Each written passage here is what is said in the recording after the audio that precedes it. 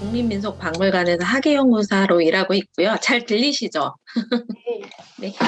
일하고 있고요. 지금 거기서 지금 하고 있는 일은 어린이 박물관에서 교육을 하고 있어요. 교육 중에 저보고 이제 좀, 공교육을 조금 더 강화하라는 신에 계신지 그 교과 연계 교육, 학교 연계 교육 하고 있습니다. 어린이 교육 중에. 그래서 지금 얼마 전에도 지금 교육을 개발하는데 여러분 여기 잘 아시죠? 초등 교과 과정에 3, 4학년 중에 보면 마을을 탐색하는 과정이 있죠. 그래서 저도 아이들 키우면서 봤는데 그러면 이제 마을에 그 어디 그 노인정이나 이런 데 가서 인터뷰하고 오라고 하거나 뭐 시장 가서 인터뷰하러 오라고 그러고 지도 그려 오라고 이런 활동들 하잖아요. 제가 근데 그 보고서 봤거든요. 아이들 쓰는 거 굉장히 어렵더라고요. 거의 제가 보는 수준의 그런 수준의 것들을 보고 있더라고요. 그래서 이게 충분히 설명이 되고 알고 하는 걸까? 그래서 그거를 이제 우리 박물관에서 좀 그 연계 과정으로 한번 해봐야겠다. 박물관에 이제 좀 약간 인위적이지만 구성된 어떤 마을을 하나 가상으로 해서 해야겠다라는 생각을 하게 됐는데, 예, 지금 이 과정도 이제 연계된다고 생각을 하고, 잠깐 제가 지금 하고 있는 일을 설명을 해드렸고요. 그러면 지금, 어떻게 공유해서 시작을 할까요? 하면 될까요? 네, 네. 네, 알겠습니다. 잠시만요. 화면 공유를 하겠습니다. 잘 보이시나요? 네, 잘 네, 보입니다. 예, 조금 피드백을 주시면 좋겠어요. 이게 줌으로 하면 잘못하면 제가 일방적으로 막 달려나갈 수가 있어서 요거를 좀, 예, 중간중간에, 해주시면 좋겠고요. 오늘은, 첫 강의를 이제 제가 하던 대로 하던 중에 뭘 해야 될까 고민을 했는데, 김태정 전문가님께서 그냥 제가 했던 거 한번 소개해 주시죠 해가지고, 그러면 한번 그래봐야겠다 생각을 했는데요. 사실 이 얘기하는 게 굉장히 좀, 쑥스럽기는 해요. 왜냐면은, 제가 좀 자기 자랑하는 것 같기도 하고, 그런데 제가 왜 이 첫 강의를 이 강의로 해야 되느냐, 이 부분은 제가 이제 여태 해왔던 과정들을 좀 설명해 드리면, 여러분들이, 이런 과정을 겪으면 아카이빙이 가능하고, 이런 걸 활용해서 어떻게 할 수 있구나. 이게 불가능한 거 아니구나. 물론 저는 이제 공무원이고, 뭐, 돈이나 이런 부분에서는 뭐 많이 자유로울 수 있는 상황이긴 하지만, 그래도 어떤 개척되지 않은 상황들을 파악하고, 기록하고, 그래서 모아서 실천하는 과정들을 한번 공유 드려야겠다. 이런 생각으로 오늘은 그 사례를 좀 말씀을 드리려고 하고요. 그리고 다음 시간부터는 조금은 이제 이제 구술 기록이라든지 마을 조사에서의 그런 그 실제적인 그 기준들 그리고 방법들 이런 얘기들을 할 텐데요. 이 얘기를 하기에 앞서서 저한테 이제 주신 말씀이 있었어요. 지금 마을 공동체에서 마을 교육을 하고 있는 활동가들이 굉장히 많이 지쳐 있다.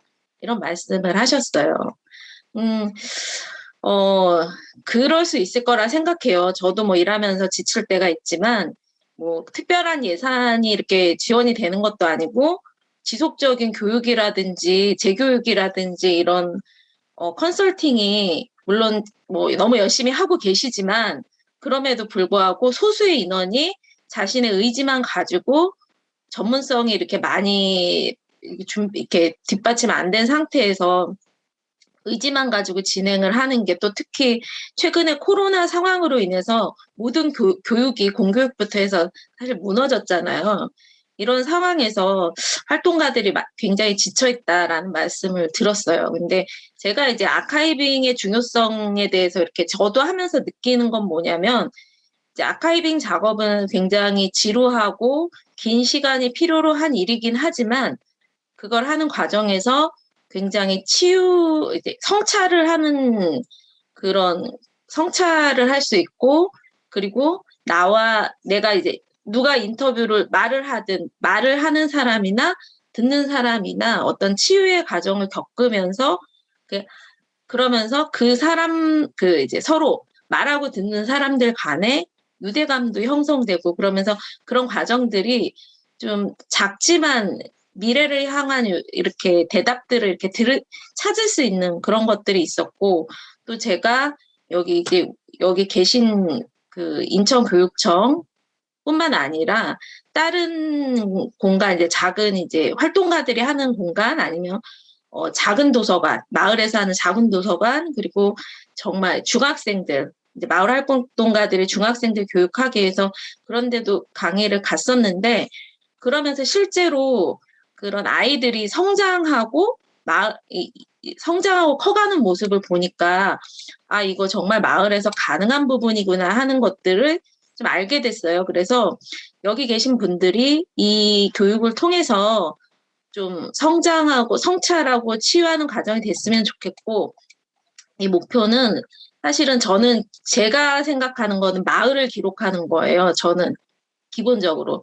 근데 아까 마을 자원이라고 하셨는데, 마을을 기록하는 게 첫 번째 목표고, 마을을 이해해야지 여러분들도 자신의 정체성을 좀 찾으실 수가 있거든요. 근데 두 번째로 이제 이런 여러 강의를 하면서 느낀 건 뭐냐면, 마을에 있는 사람들 플러스 활동가들에 대한 이해도 정말 필요하구나.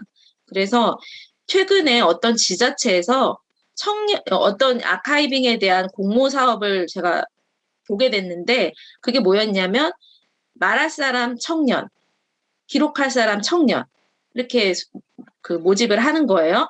그래서 20대 청년들이 뭐 할 말이 많을까? 근데 20대 청년들도 할 말 많잖아요. 취업도 안 되고 지금 어려운 시기들이 있잖아요. 그랬을 때 자기들만의 말할 사람, 들을 사람 해서 저걸 가지고 뭘 할까 싶었는데, 청년들을 이해하는 계기가 될 뿐더러 그들이 성장할 수 있는 한 디딤돌을 주는 그런 거라서 저 기획 잘했다 이런 생각 들었었거든요. 그런 것처럼 마을 활동가들도 지금 현 시점에서 본인들이 해왔던 삶을 한번 기록해보고, 자기가 기록하지 못하면 서로 기록해주고, 그러면서 좀 성찰하고 성장하고 그렇게 나아갈 수 있는, 치유도 될 수 있는 그런 시간이 좀 됐으면 하는 바람을 두 번째로 또 가지게 됐어요. 그래서 그런 말씀을 좀 제가 길었지만 드리면서 이제 제가 했던 경험들을 같이 나누는 시간을 갖도록 하겠습니다. 자, 지금 공유화면 보이시죠? 네. 제가 좀 오래된 얘기예요. 지금 2021년. 근데 이제 2019년 지금 전시에 관련된 얘기인데, 이제 이 2019년 말미부터 코로나가 좀 심해졌는데, 다행히 코로나 영향 받지 않고 전시를 할 수 있었어요.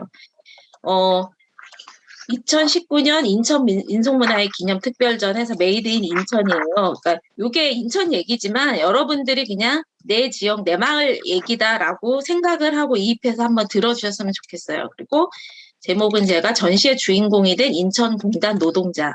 그러니까 여기 계신 분들이 제가 인터뷰를 했던 사람들이에요. 사실은 여기 나온 분들 말고 저는 한 30명 정도 인터뷰를 했었는데, 그 중에 이제 여기는 이렇게 이분들만 실게 됐는데, 이분들이 정말 제가 신기한 경험은 이 과정을 함께 하면서 같이 성장했다는 게 굉장히 특별한 기억이었던 것 같아요. 그러면 이제 이 말씀을 드리도록 하겠습니다. 자, 이제 여기 제가 아까 말씀드렸죠. 제가 겪은 과정이 마을교육 공동체 기록 활동과 양성 과정에 도움이 됐으면 좋겠습니다. 그래서 제가 겪었던 기록의 과정, 기록의 아카이빙이죠. 그래서 아카이빙을 통해서 전시, 교육, 행사, 이제 우리가 눈으로 보이는 건 전시고, 또 같이 소통을 해서 성장하게 하는 건 교육이고, 또 행사에 또 다른 더 확장된 부분이죠. 이렇게 확장되는 사례가 마을 교육에도 적용될 수 있다는 생각으로 제가 참여를 하게 됐습니다. 그래서 저는 국립민속박물관 학예연구사 안정현입니다. 라고 제 소개를 드립니다. 네, 그래서 요거, 제가 혹시 이 전시와 조사와 전시를 하고 특집 기사가 하나 인천일보에 실렸어요. 그래서 한번 그냥 한번 보셨으면 해가지고 진짜 정말 자랑하려고 한 게 아니라 저 그냥 제가 말씀드리는데 저는 직급이 높거나 이런 사람이 아니에요. 박물관에서 실무를 담당하는 학예연구사예요. 직급도 높지도 않고 뭐 어떤 결정권도 권한도 없어요. 근데 제가 저희 관장님 다음으로 인물을 조명받는 기사가 나온 게 박물관에서 처음이었거든요. 그래서 이거 보고 많이 연락을 주시더라고요. 그래서 어떻게 그런 과정이 거칠 수 있었는지 한번 보셨으면 해서 이거는 그냥 넘어가고요. 저는 사실은 인천에 연고가 없습니다. 근데 조사 기록하고 전시하고 인천이 어떤 의미를 가진 곳인지 알고 싶었어요. 자, 제 과정이 왜 중요하냐면 여러분들이 마을에서 마을 활동가로 일을 하시지만 마을 교육에 대해 하지만 또 그 마을에 연고가 없는 분들도 있을 거고 지금 오랫동안 일을 했지만 잘 모르시는 분도 계실 거예요. 저처럼 그러니까 제가 드리고 싶은 말씀은 저는 맨바닥에서 시작을 했다는 거죠. 내가 이곳에서 태어난 것도 아니고 여기서 뭐 교육을 받은 것도 아니고 전혀 모르는데 그래서 어떻게 접근했느냐. 그래서 저는 이제 그래서 이제 인천에서 이제 인천은 어떤 곳인가요? 하고 질문을 했지만 여러분들이 활동하는 곳은 어떤 곳인가요? 이런 걸 같이 찾고자 한다는 거죠. 그래서 제가 인천에 대해서 얘기할 때는 흔히 이렇게 뭐 이런 말들 있잖아요. 여러분들 다 생각나시죠? 뭐 짜장면 사이다, 뭐 군대 갔다 오신 분들은 성냥공장 아가씨 뭐 이런 얘기도 하고 섬이 많다, 공장골도 최근에는 뭐 송도, 신도시까지 짠물 뭐 이런 얘기 많이 하잖아요. 근데 저는 인천에 대해서 이런 키워드를 찾는데 다른 측면에서 한번 보고 싶었어요. 그래서 인천을 공부하면서 어떻게 찾았냐면 관문이다, 근대다, 다양성이다, 일자리가 많은 곳이다, 먹을거리도 많네, 교통이 편리하구나, 안정된 주거가 꽤 많은 곳이다, 바다가 가깝고 기회의 땅이겠다. 왜? 일자리가 많아서. 그리고 새로운 시작을 할 수 있고, 기회의 땅은 왜 있을까? 새로운 시작을 많이 할 수 있는 곳이다. 새로운 시도지. 그리고 노동운동의 근거지였네. 노동운동만 근거지가 아니라 이를 통해 민주화의 현장이 됐구나. 그리고 미군 부대에 있다고 그러더니 대중문화도 여기서 시작됐네. 그리고 그러다 보니 그리고 산업유산, 노동유산이 꽤 많은데 저 너무 깜짝 놀란 게 여러분 경주 처음 가보면 막 감탄하잖아요. 막 우와 어떻게 걸어 다니는 곳마다 문화유산이 있네. 그리고 강화도 가봐도 막 놀래잖아요. 우와 대단하다. 저는 인천 와서 놀랬어요. 우와 어떻게 이 도시 뭐 중구동구 이런데 뭐 노동유산, 산업유산이 막 깔려 있는 거예요. 그래서 여기 경주 같은 곳인데 저는 그런 느낌을 받았어요. 그리고 처음 인천은 문화가 굉장히 근대적인 문화들이 처음 시작된 게 너무 많은 거예요. 그리고 또 제가 느꼈던 건 열린 공간이다. 기회의 땅이 될 수 있는 건 열려 있기 때문이다. 그리고 또 그리고 노동자들. 그래서 노동자들도 많고 또 여기는 또 열린 공간이라는 게 바다랑 또 열려 있는 곳이죠. 그리고 섬이 굉장히 많다. 인천이라는 곳이 확장되면서. 그리고 최근에는 이렇게 여러 자연 환경과 관련된 환경에도 신경을 많이 쓰고 있다. 그래서 제가 생각한 인천은 아까 여러분이 보셨던 인천과, 여러분이 우리가 흔히 생각하는 키워드랑 좀 다르게 봤죠. 그래서 여러분들이 한번 이런 작업을 한번 해보셨으면 좋겠어요. 제가 인천교육청에서 이거 교육할 때 제가 한번 하니까 이런 작업들을 혼자 해보시더라고요. 그래서 내가 있는 곳에 이제 브레인스토밍 이런 거 하면서 막 하잖아요. 그런 것처럼 여러분들도 내가 있는 지역의 중요한 키워드가 뭘까? 그러니까 사람들이 일반적으로 현상으로 보는 것과 그리고 내가 파악하는 건 어떻게 다른가? 이런 거 한번 접목시켜서 이해해보면 좋을 것 같아요. 그리고 이것도 제가 많이 하는 얘기예요. 이거를 좀, 저는 이제 가치 선점에 대해서 사실은 굉장히 많이 얘기했는데, 공유가 더 중요해요. 선점과 공유. 근데 저는 이제 먼저 찾았으면 좋겠다. 부지런한 사람들이 그런 얘기를 하고 있어요. 왜냐, 이제 이거 한번 그냥 제가 읽을게요. 가치는 선점이 중요합니다. 눈길과 발길은 그 가치를 따라갑니다. 가치는 역사 문화를 배경으로 만들어지고 알아보는 사람을 통해 의미를 얻고 공감과 나눔을 통해 정체성으로 거듭날 수 있습니다. 이게 제가 대학생이던 시절에 그 왜 유홍준의 그 나의 문화유산 답답이 뭐 나오면서 사랑하면 알게 되고 알면 보이나니 뭐 보이는 것이 전과 같지 않더라 이런 얘기 하잖아요. 많이 들으셨죠? 근데 그런 것처럼 어떻게 보면 알아보는 사람들 통해서 가치는 만들어지는 거고 그리고 그렇게 시작되면 공간과 나눔으로 정체성으로 잡힌다. 이런 것들이 참 공감이 가는 이야기예요. 그래서 저는 그래서 이렇게 그런 얘기를 많이 해요. 너무 고민만 하지 마시고 고민을 했으면 빨리 자기 정체성으로 만들고 선점해서 나가라. 근데 이거는 좀 어떻게 보면 경쟁을 유도하는 것 같아서 좀 안타깝긴 하지만 고민하는 사람이 먼저 앞서 나가게 되면 그 고민을 또 나눌 수가 있잖아요. 공감하고 나눌 수 있고. 그래서 먼저 시작했으면 좋겠다. 고민이 됐다면, 알아보게 됐다면 그런 말씀을 하고 싶어요. 그래서 저는 마을에 선점해야 되는 가치. 그래서 아까 키워드를 통해서 마을을 좀 이해를 한 다음에 우리는 어떤 것들을 가치로 가져가야 되는가, 어떤 주제로 다가가야 되는가. 그래서 저는 그 가치가 마을 교육의 중요한 가치가 될 거다. 그리고 뭐 이건 제가 감히 하는 얘기인데 우리 아이들이 향유할 문화 자산으로 향후의 100년간 밥벌이가 될 수도 있다. 전 그런 얘기를 하고 싶어요. 제가 뒤에 그런 얘기까지 이어질지 모르겠는데 테이트 모던 미술관이나 오르세 미술관이 뭐 저희 유럽에 부러워하는 그런 박물관 미술관들 있죠. 그 곳이 예전에 굉장히 이렇게 사실은 없애버릴 수 있었던 공간이었잖아요. 뭐 기차역이라든지 아니면은 뭐 화학 발전, 저희 그 발전소 공간이라든지 또 그 외에도 그 공장들도 굉장히 많아요. 근데 이런 곳들을 어떤 의미로 어떻게 보존하고 활용하느냐에 따라서. 근데 그건 유형적인 모습이지만 무형적인 가치도 마찬가지라고 해요.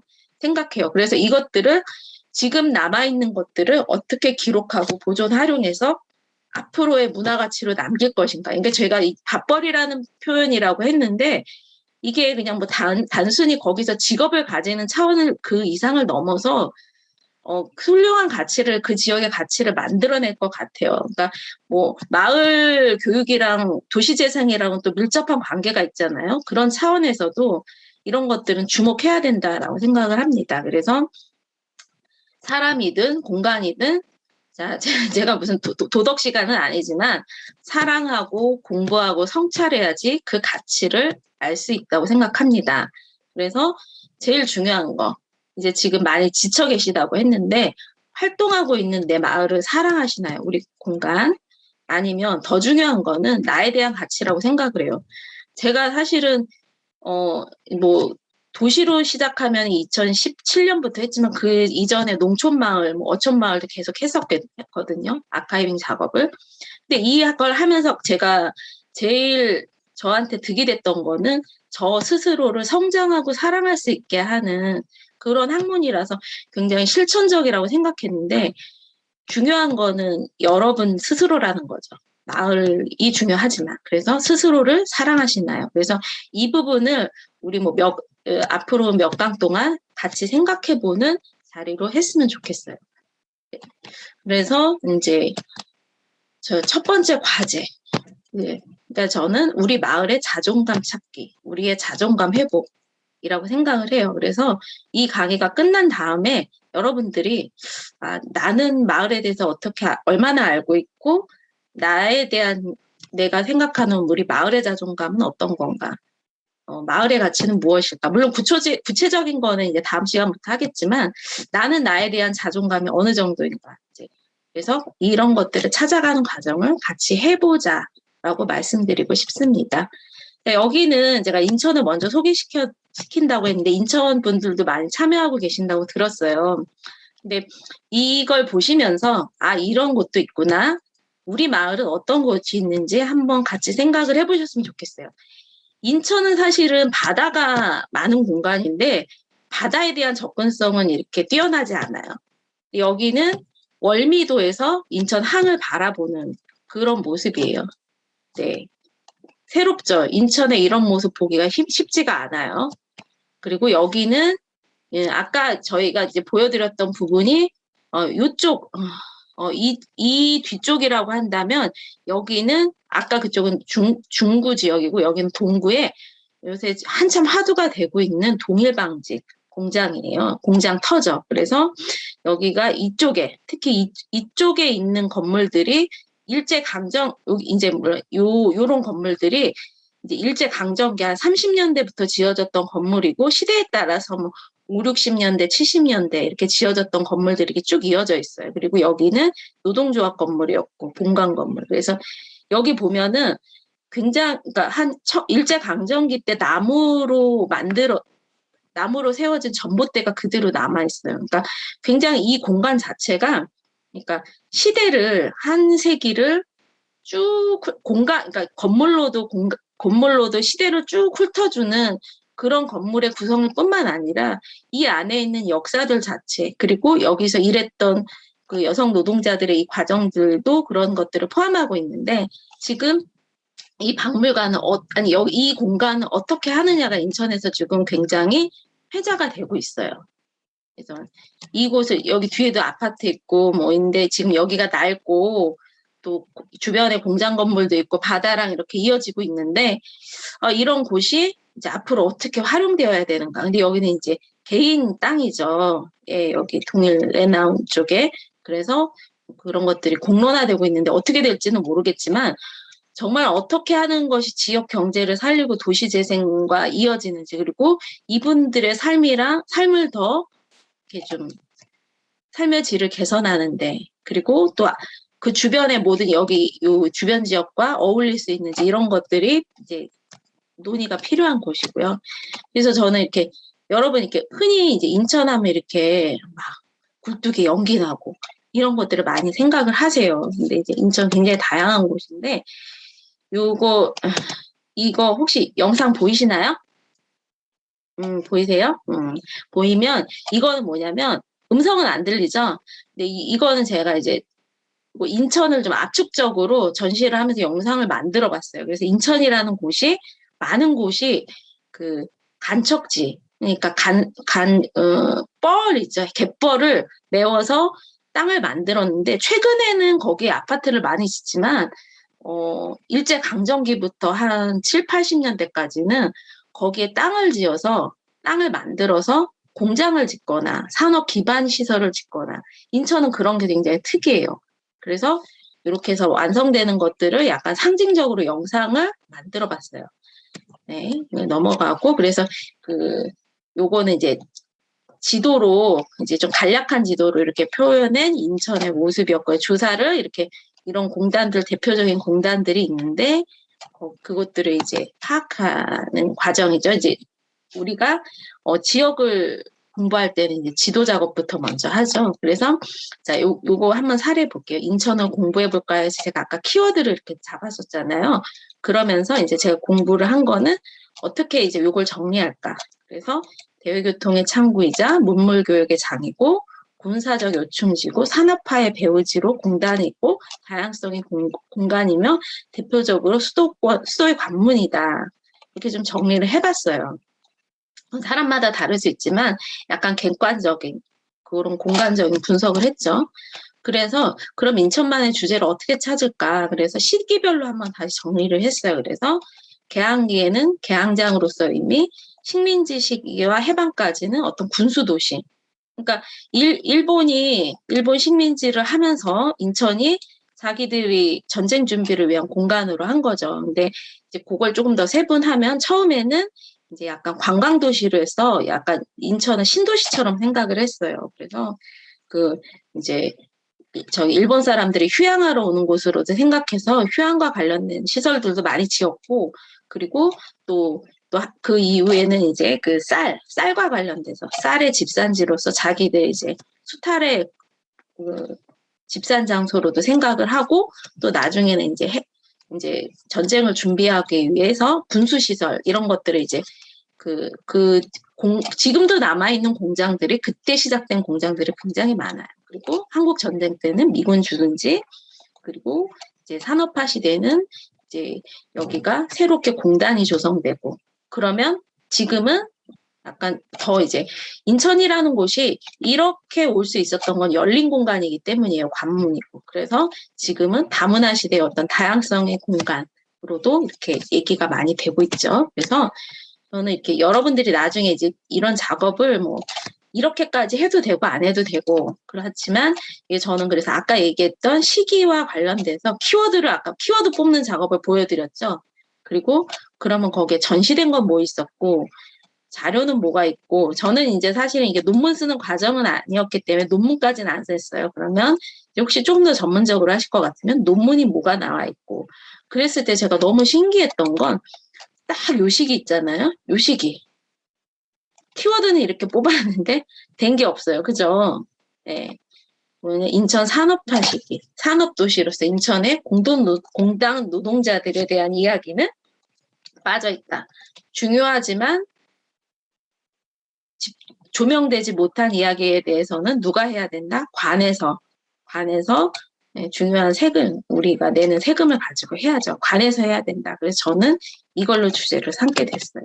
그래서 제가 17년부터 이제 인천공단에서 이제 갔죠. 가서 뭐 처음에 가서 이렇게 한 거는 제가 이제 맨바닥에서 시작을 했으니까 이제 뭐 시민단체도 찾아가고 한국노총, 민주노총 이런 데도 찾아가고 이런 사람들이 처음에 다 알게 된 사람들이 아니에요. 뭐 이 사람 먼저 연락하면 이 사람 알려주고 그리고 이분이 뭐 처음부터 수락한 것도 아니고 뭐 한 4-5명 만나서 1명 수락하고 이런 식으로 해서 이렇게 구성이 된 거죠. 그래서 이런 책을 발간을 하게 됐어요. 근데 저는 이게 이제 그냥 조사가 아니라 저는 전시를 위한 조사를 했거든요. 그래서 이런 사람들에 대한 기록을 하면서 이런 물건들에 대한 조사까지, 수집까지 같이 했어요. 그러니까 사람에 대한 이야기들을 구술 기록으로 인터뷰에서 기록을 하고 그와 병행해서 이 사람들에게 정말 중요한 물건들에 대한 기록까지, 수집까지 같이 진행을 했어요. 여기 보시면 여기 20명의 이야기를 담았어요. 그러니까 사실은 가치가 그동안 이제 다루지 않았던 내용이죠. 그래서 이 과정에서 제가 이야기 처음 하는 것들은 님의 삶은 정말 의미가 있습니다. 진짜 뭐 의미 없는 삶이 어디 있겠어요. 그러니까 덕분에 이제 인천이 성장하고 이제 각각 마을로 생각하면은 자기 마을이 되겠죠. 우리나라의 산업과 민주화도 일구어졌다고 생각합니다. 저는 님을 만나서 정말 감사하고 님의 이야기를 많은 사람들과 나누고 싶어요. 자, 이 이야기를 왜 하느냐면 사람들이 자기 얘기 안 하려고 해요. 저도 안 하려고 하죠. 부끄럽잖아요. 한 것도 별로 없는데. 그리고 혹시 쑥스럽기도 하고 잘못 알려질까 걱정도 되고. 그래서 이렇게 그러니까 사실은 아카이빙을 하면은 존중과 존경의 마음 없이는 못해요. 근데 그렇다고 해서 뭐 일밖에 안 되는 일을 뭐 5나 10, 100으로 뭐 부풀리거나 과장할 필요는 없죠. 뭐 위인전화 해도 안 되고요. 근데 적어도 그 사람 뭐 남들이 보기에 그 사람의 삶이 얼마나 주목됐는지 모르지만 내가 그 사람을 만나서 이 인터뷰 할 때는 나에게 최고의 사람인 그 자세로 이렇게 해야 된다는 거죠. 그래서 여기 보시면 그 조사 보고서 목차예요. 그래서 여기 이제 조사 대상과 선정 배경, 뭐 과정과 방법, 그리고 이제 간단한 인천의 공단의 역사, 현재의 모습, 그리고 이제 제가 나름대로 인천의 그 시대를 이렇게 제 나름대로 정리를 한 다음에 거기에서 이제 종사했던 사람들의 이야기를 이렇게 쭉 구성을 하고 그다음에 이제 마지막에는 인천의 산업유산 해서 그 산업유산 또는 노동유산이라고 할 수 있는 부분들을 같이 답사를 하면서 답사한 내용들을 그대로 기록을 했어요. 그래서 그걸 토대로 2019년에 전시를 하게 됐어요. 사실은 저는 이 전시 제목에 노동자라는 이름 또는 공단이라는 이름을 꼭 넣고 싶었어요. 근데 이게 제가 관에서 일을 하다 보니까 타협이 필요했어요. 그래서 제목을 메이드 인 인천으로 잡았는데 대신 여기 막 고인돌도 들어가잖아요. 사실 저 고인돌 안 넣었거든요. 왜냐면 시대 딱 그 시기만 집중을 해야 된다.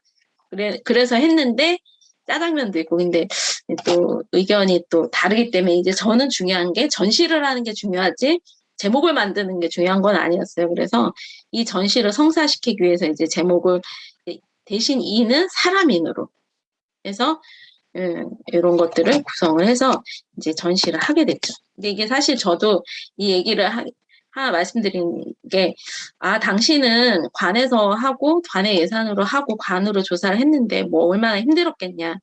선생님, 여기 아마 공무원들 계시면 아실 거예요.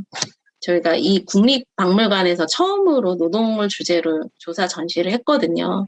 이게 쉽게 할 수 있는 부분이 아니고, 그런 이제 과정이 굉장히 어려웠어요.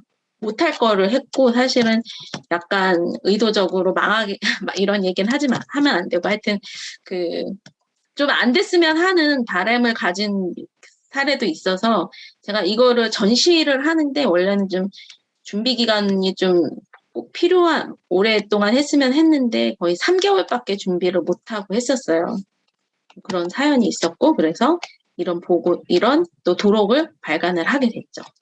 여기 보면 이제 이렇게 구성을 보면 일부 계양과 산업화, 2부 공단과 노동자 이렇게 했어요. 저는 사실은 이거 하나 가지고 전시를 하려고 했어요. 이거 딱 하나.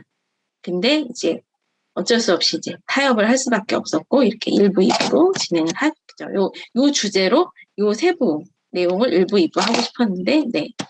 그래서 드리고 싶은 말씀. 저는 이제 제 베이스는 아까 전공 얘기하셨지만 저는 학부에서 국문학을 했고 대학원에서는 역사를 했어요. 근데 역사를 하는데 그냥 역사는 아니고 이제 당시에 제가 이제 학문을 시작하게 되는 그 즈음에 이제 아까 민중사학도 말씀드렸지만 역사민속이라는 것들이 이렇게 좀 화두가 됐었어요. 그래서 그런 이제 민속의 현장에서 역사를 검증하는 그런 것들을 제가 이제 학문을 하게 된 계기고, 그래서 이제 민중들의 삶, 그러니까 기록되지 않은 역사 이런 것들을 역사이지만 이제 그 구술 기록을 통해서 조명하고 문헌으로 검증하고 그런 것들을 제가 좀 하게 됐는데, 그러면서 이제 여기서는 이제 인천 얘기를 하지만 인천 아닌 어느 지역, 농촌 어촌 지역까지도 저는 항상 이제 역사 지금 아카이빙에서 주인공은 민이다.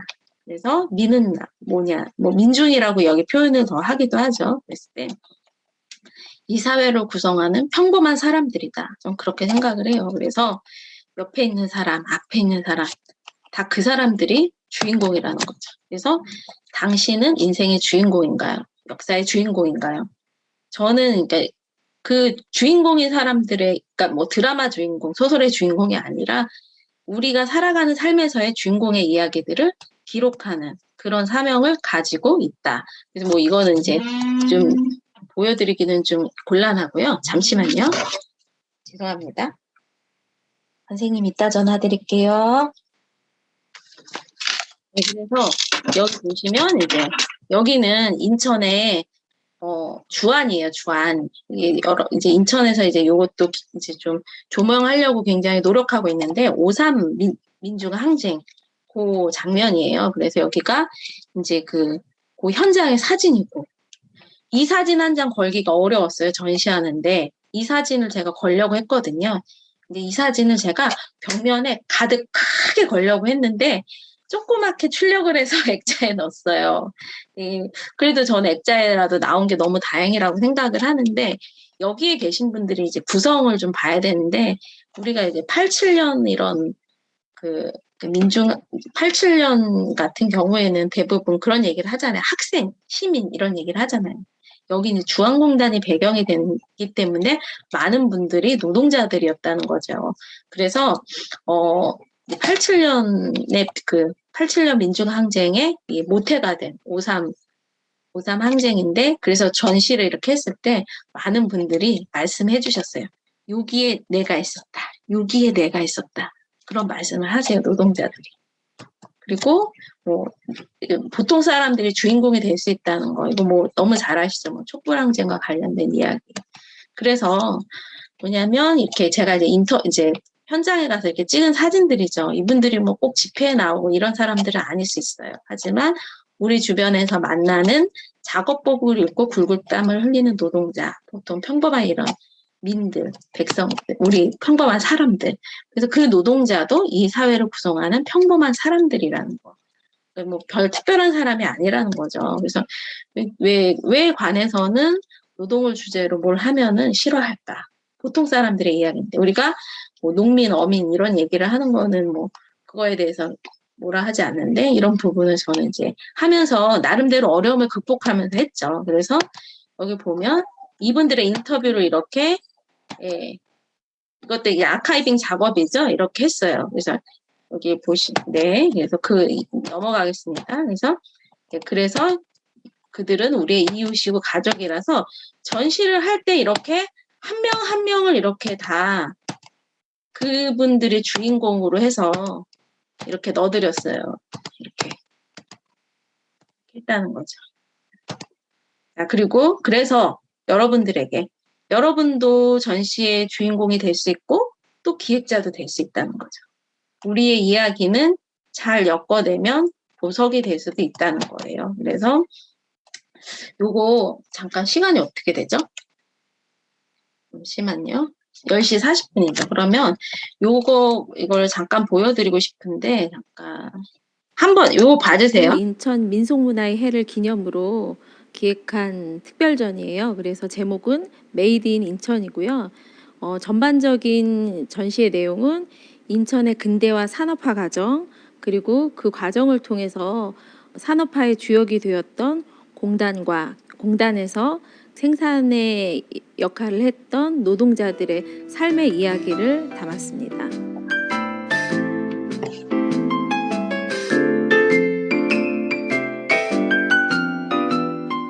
프롤로그는 저희가 영상으로 보여드리는데요. 인천이라는 곳이 역사적으로 형성되는 그런 과정을 짤막짤막하게 편집해서 담았는데요.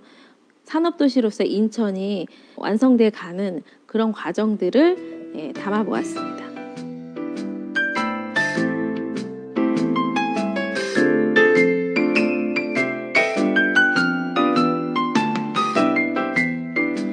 일부에서는 개항과 산업화의 과정을 담았습니다.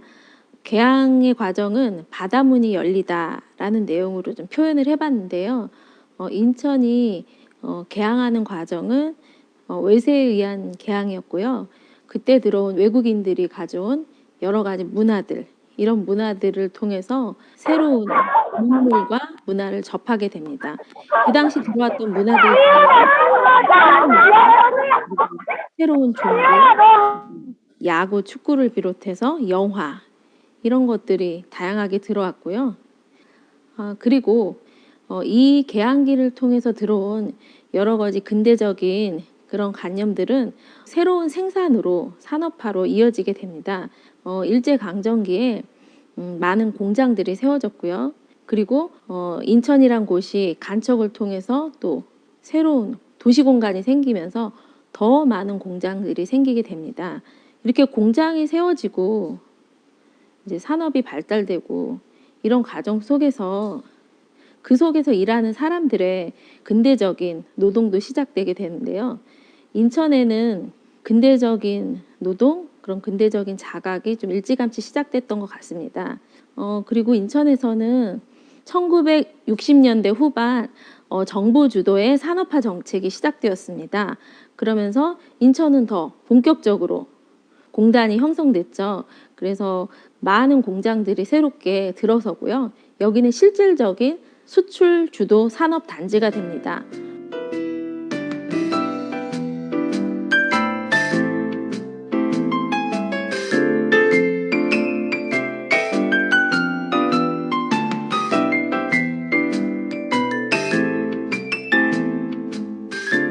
이 부 제목은 공단과 노동자입니다. 앞서 1부에서 인천이 근대화 산업화하는 과정을 말씀드렸는데요. 그 과정에서 형성된 곳이 공단입니다. 인천에서 공단은 굉장히 중요한 지역입니다. 이 공단을 중심으로 사람이 모였고요. 이 공단을 중심으로 여러 인프라들이 구축되게 됩니다. 2부는 두 가지로 구성을 할 수 있는데요. 그 첫 번째는 우리가 만들어요. 그리고 두 번째는 사람만이 희망이야. 이렇게 잡아보았습니다. 2부에 우리가 만들어요 부분에서는 저희가 시대와 생산 물품을 중심으로 해서 세 가지로 구성을 했습니다. 생활물품, 그리고 산업 기반 시설, 그리고 수출 상품까지 이렇게 담아보았습니다. 각각 생산품과 관련된, 생산 과정과 관련된 여러분들과 그리고 그분이 직접 생산하신 물건들, 그리고 생산 과정에서 본인이 착용했던 작업복, 생산 도구들, 이런 것들을 소개했고요. 그리고 그분들이 그 작업을 하면서 인천에서 살아오면서 본인들의 기억하는 그런 인천의 이야기를 생생한 육성으로 또 인터뷰한 영상들을 함께 담았습니다. 생활물품 생산과 관련돼서는 제분, 제당, 그리고 양조, 성냥, 그리고 연탄까지 생필품과 관련된 그런 생산과 그 생산에 참여했던 사람들의 좀 이야기를 담았고요. 산업 기반 시설을 만드는 부분에 대해서는 기계, 목재, 그리고 유리, 그리고 제철, 전기 산업까지 저희가 산업의 인프라를 구축하는 데 필요한 기반 시설들을 직접 만드는 노동자분들의 이야기를 담아보았습니다. 그리고 수출 상품 같은 경우에는 가발, 그리고 악기, 그리고 자동차, 그리고 주방용품 이런 부분에 대한 생산 과정과 그들의 주요한 그 생산 물품에 대한 내용들을 담아보았습니다. 저희가 사람이 희망이야 이 부분에서는 그 4명의 남녀 노동자의 이야기를 담았습니다. 2명은 은퇴한 분들의 이야기고요. 2명은 현직에서 실제 현재도 일을 하고 있는 인천 사람들의 이야기입니다. 은퇴하신 분 2분의 이야기 경우에는 그 동일방직의 이총각 씨, 그리고 코리아 스파이서의 그 박남수 씨, 이 2분의 이야기를 담았습니다. 그 이총각 씨와 박남수 씨는 70년대부터 굉장히 각별한 사연을 가지고 있는 인천의 대표적인 두 노동자고요. 그래서 저희가 미니 다큐를 통해서 2분의 이야기를 담아보았습니다. 현직에 종사하는 노동자의 이야기를 소개하겠습니다. 건설 플랜트 산업에서 종사하고 있는 그 용접기사 서재훈 씨의 이야기입니다. 그 다음으로 부평공단에서 화장품 케이스를 생산하고 있는 하민서 씨의 이야기를 담았습니다. 이 2사람의 이야기를 역시 미니 다큐멘터리로 구성해서 노동자의 평범한 삶을 또 소개하고자 했습니다. 저희가 구성 말미에 그 애니메이션을 만들어 봤습니다. 조금은 어두워 보일 수도 있는 현대의 모습들을 잔잔하게 그려보고자 하는 그런 의미에서였는데요. 앞서 소개했던 이총각 씨와 하민서 씨의 이야기를 담았습니다. 여기 에필로그에서 실은 작품은 여러 분야에 종사하는 노동자들의 작업복을 담아보았고요. 별처럼 반짝반짝 빛나고 소중한 의미들을 가진 그런 가치 있는 존재라는 것들을 표현하고 싶어서 에필로그에 그런 내용들을 담아봤습니다.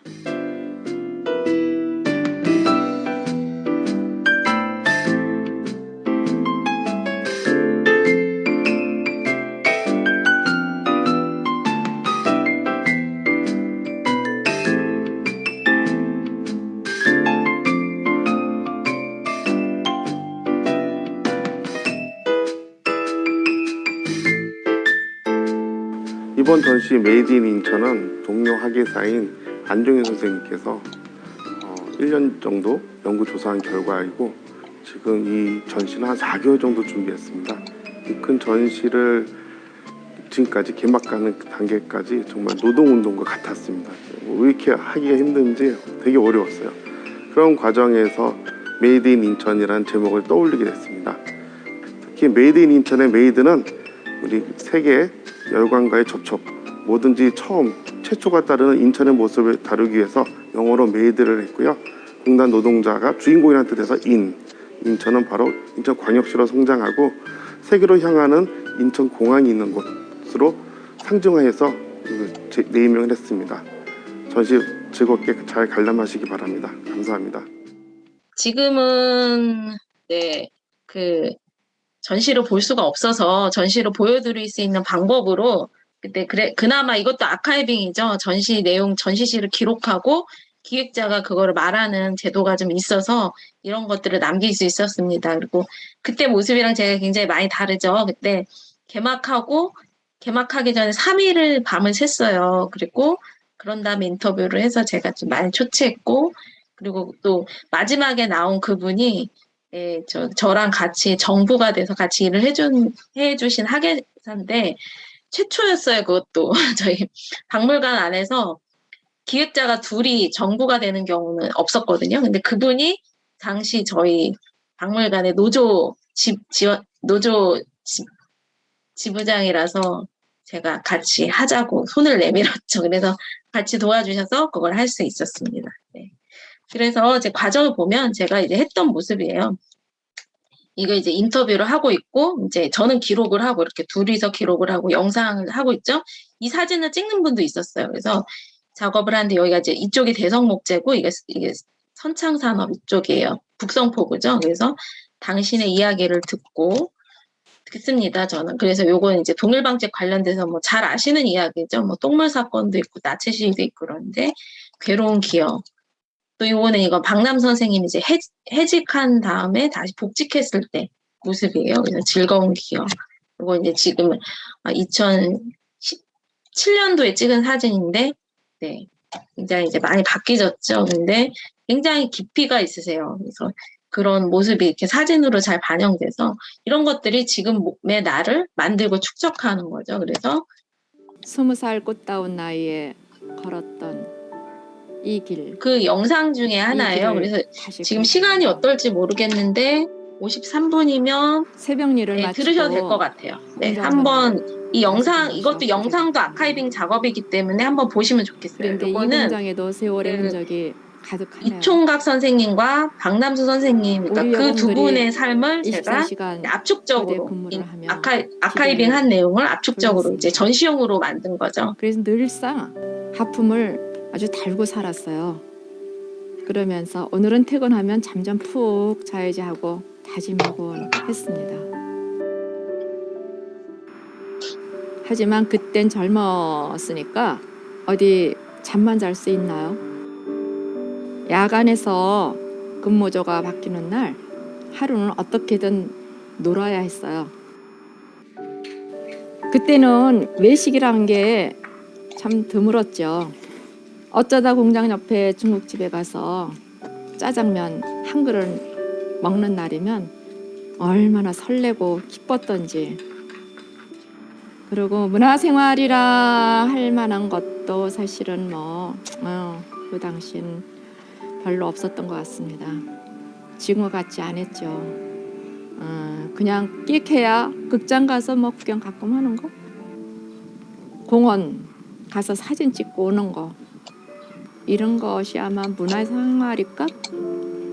같이 놀러 온 친구들은 이제 성당 친구들하고 노조 간부들, 그리고 지오세 회원들. 가장 많이 어울렸던 것은 같이 교대 근무하는 우리 정방 부서 동료들이었습니다. 20살. 돌이켜보면 참으로 꿈 많은 시절이었죠. 그때 쉴 수 있는 이 하루가 꿈만 같았어요.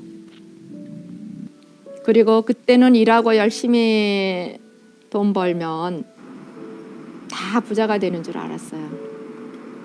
근데 그렇게 열심히 했는데 사람 사는 게 꼭 그런 것만은 아닌 것을 나중에 알았습니다. 그거는 제가 성당에 가서 그 지오세 모임을 하고 노동조합을 통해서 교육을 받고 이러면서 정말 인간답게 사는 게 뭔지 알았죠.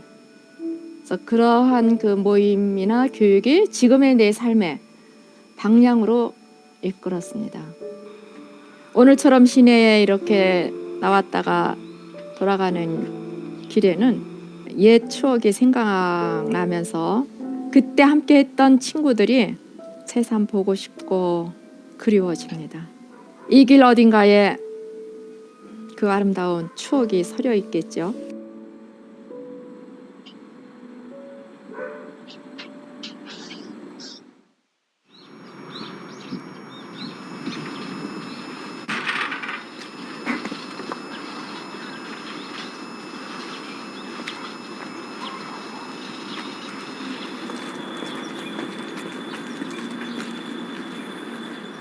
현장을 누비던 것이 어제 같은데 시간은 어느새 희끗한 머리칼로 내려앉았습니다. 나의 젊은 날 매일같이 걷던 출근길을 다시 걸어봅니다.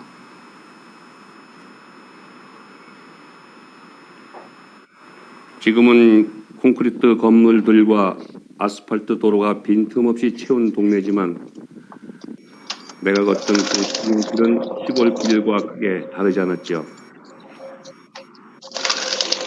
같은 들판 사이로 드문드문 공장들이 들어서 있었습니다.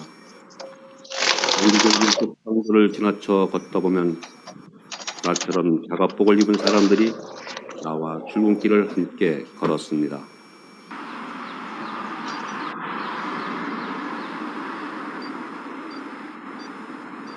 내가 만들었던 것은 자동차 동력 전달 장치와 변속기였죠.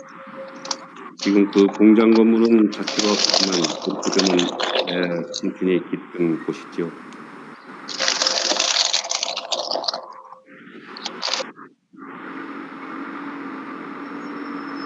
내가 만든 부품으로 달리는 자동차를 보면 무언가 대단한 일을 한 마냥 마음이 참 뿌듯했습니다. 제품에 대한 자긍심은 사장보다 더 컸을 겁니다. 여기서 한잔하자는 것이 동료들과 나누는 퇴근길의 인사한 말이었습니다. 우리들은 술잔을 기울이며 고된 하루를 마무리하였죠.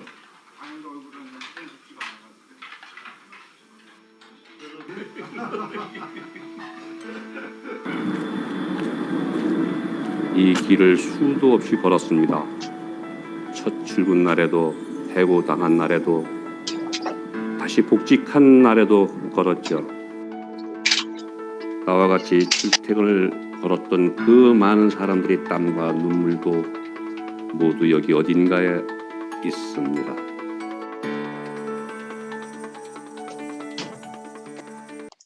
네, 이렇게 그래서 이분들이 역사를 만들었고 영상 잘 보셨죠? 네. 그리고 이 장면은 제가 어디 아까 보셨던 박남수 선생님을 조사하는 과정에서 2017년도에 그 인천에서 그 87년 30주년 기념으로 부평역 광장에서 그 인천 시민합창단, 지금은 53합창단이라고 하는데 그분들과 세월호 그 합창단, 어머니 합창단들이 그 같이 이렇게 공연을 했었어요. 이렇게 축하 공연. 그래서 그때 했던 노래들이 함께 가자 우리 이 길을, 이 노래였는데 이제 그런 지금 과거들이 축적돼서 이제 현재 문화도 이렇게 만들어가는 모습, 지금도 이런 모습을 살아가는 그분들을 제가 기록을 했습니다. 그 노래도 의미가 있었고요. 그래서 저는 그래서 이제 여러분 그 인터뷰를 저희가 하는 분들이죠. 그래서 이분은 지금 저는 여기 인천공단의 노동자들 중에 이제 선별을 해서 했지만 마을 사람들 같은 경우도 그들의 삶에 끼어들어서 기록을 하고 사진을 찍고 영상을 남기고 그리고 네. 이 영상도 보신 김에 잠깐 보셨으면 좋겠습니다. 이게 저희가 아카이빙 작업이니까 시간이 넉넉하니까 한번 보세요. 네. 거의 용접 일을 많이 하고 있습니다. 일하다 보면 닥치는 대로 하지만 주로 용접사라고 제가 소개를 하죠. 저희는 기간제 노동자입니다. 사장하고 일을 하는 관계에 있지만 이 일이 끝나면 결별을 하는 그런 기간제 계약을 한 관계라고 보면 됩니다.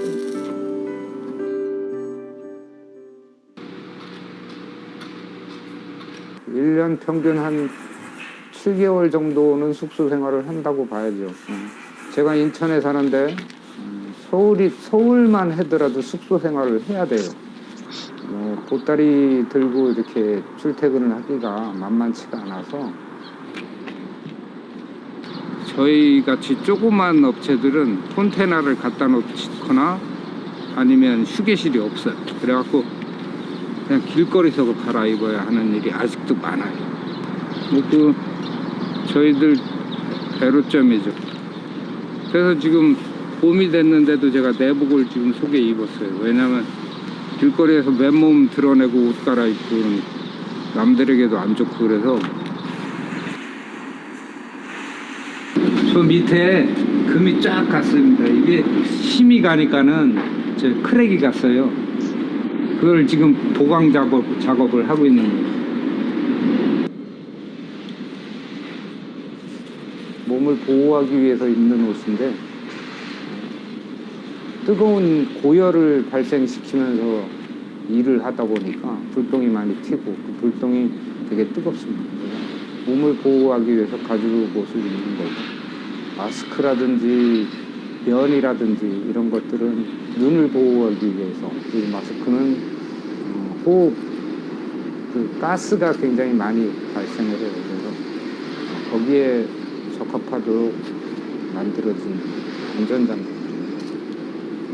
제일 중요한 것은 내 자신의 안전과 동료들의 안전이죠.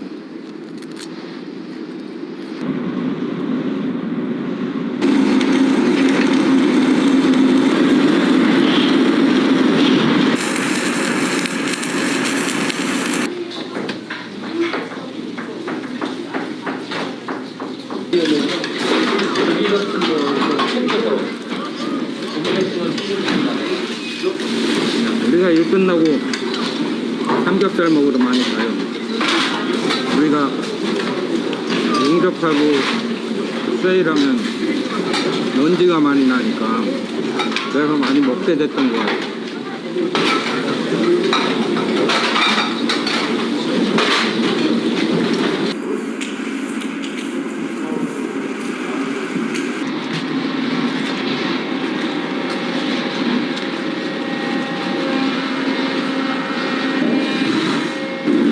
비가 오는 날은 일단 기분은 좋죠.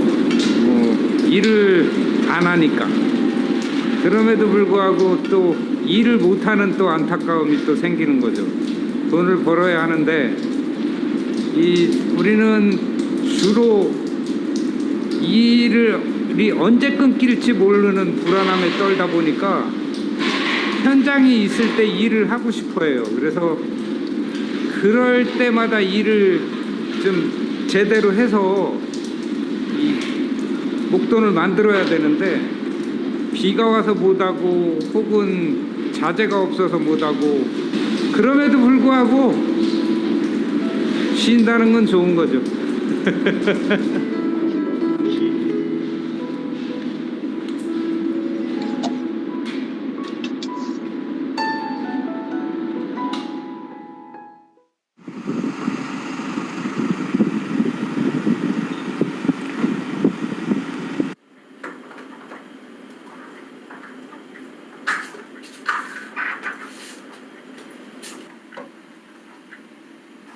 네, 오늘은 쉬는 날이죠. 평소에 주말에 쉬는데 요즘에 일이 바빠서 일요일만 쉬고 있어요. 글쎄요, 주말에 좀 늘어지게 잔다든지 아니면 친구들을 만나서 이제 수다 떠는 걸로 좀 스트레스 많이 풀고요. 그리고 집에서 취미생활 하는 거. 저는 화분 좋아하거든요.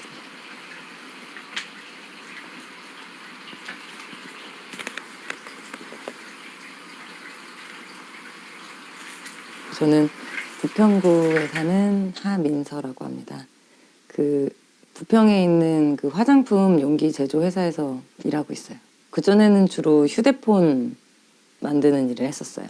휴대폰이나 아니면 휴대폰 액세서리 같은 거 그런 거 만드는 일을 했었죠.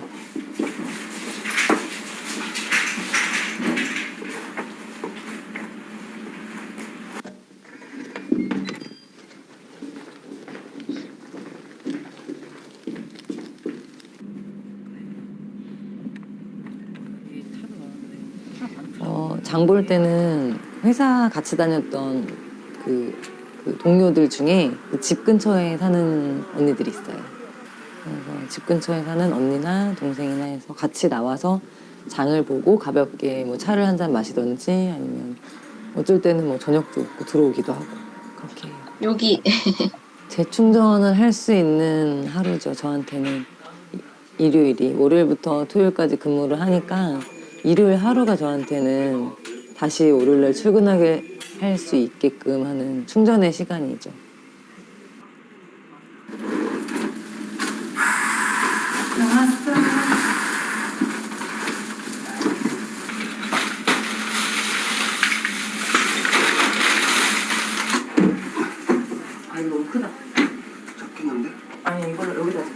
남편이 설거지를 좀 많이 하고 저는 이제 나머지 청소 빨래를 많이 하는 편이에요. 너무 이제 일이 힘드니까 남편이 점점 많은 일을 하는데 저는 너무 든든한 힘이 되죠. 제가 이제 다시 월요일에 출근할 수 있게끔 쉬는 시간을 저에게 많이 보장을 해주려고 하는 거라서 많이 도움이 됩니다. 많이 힘이 됩니다, 저한테.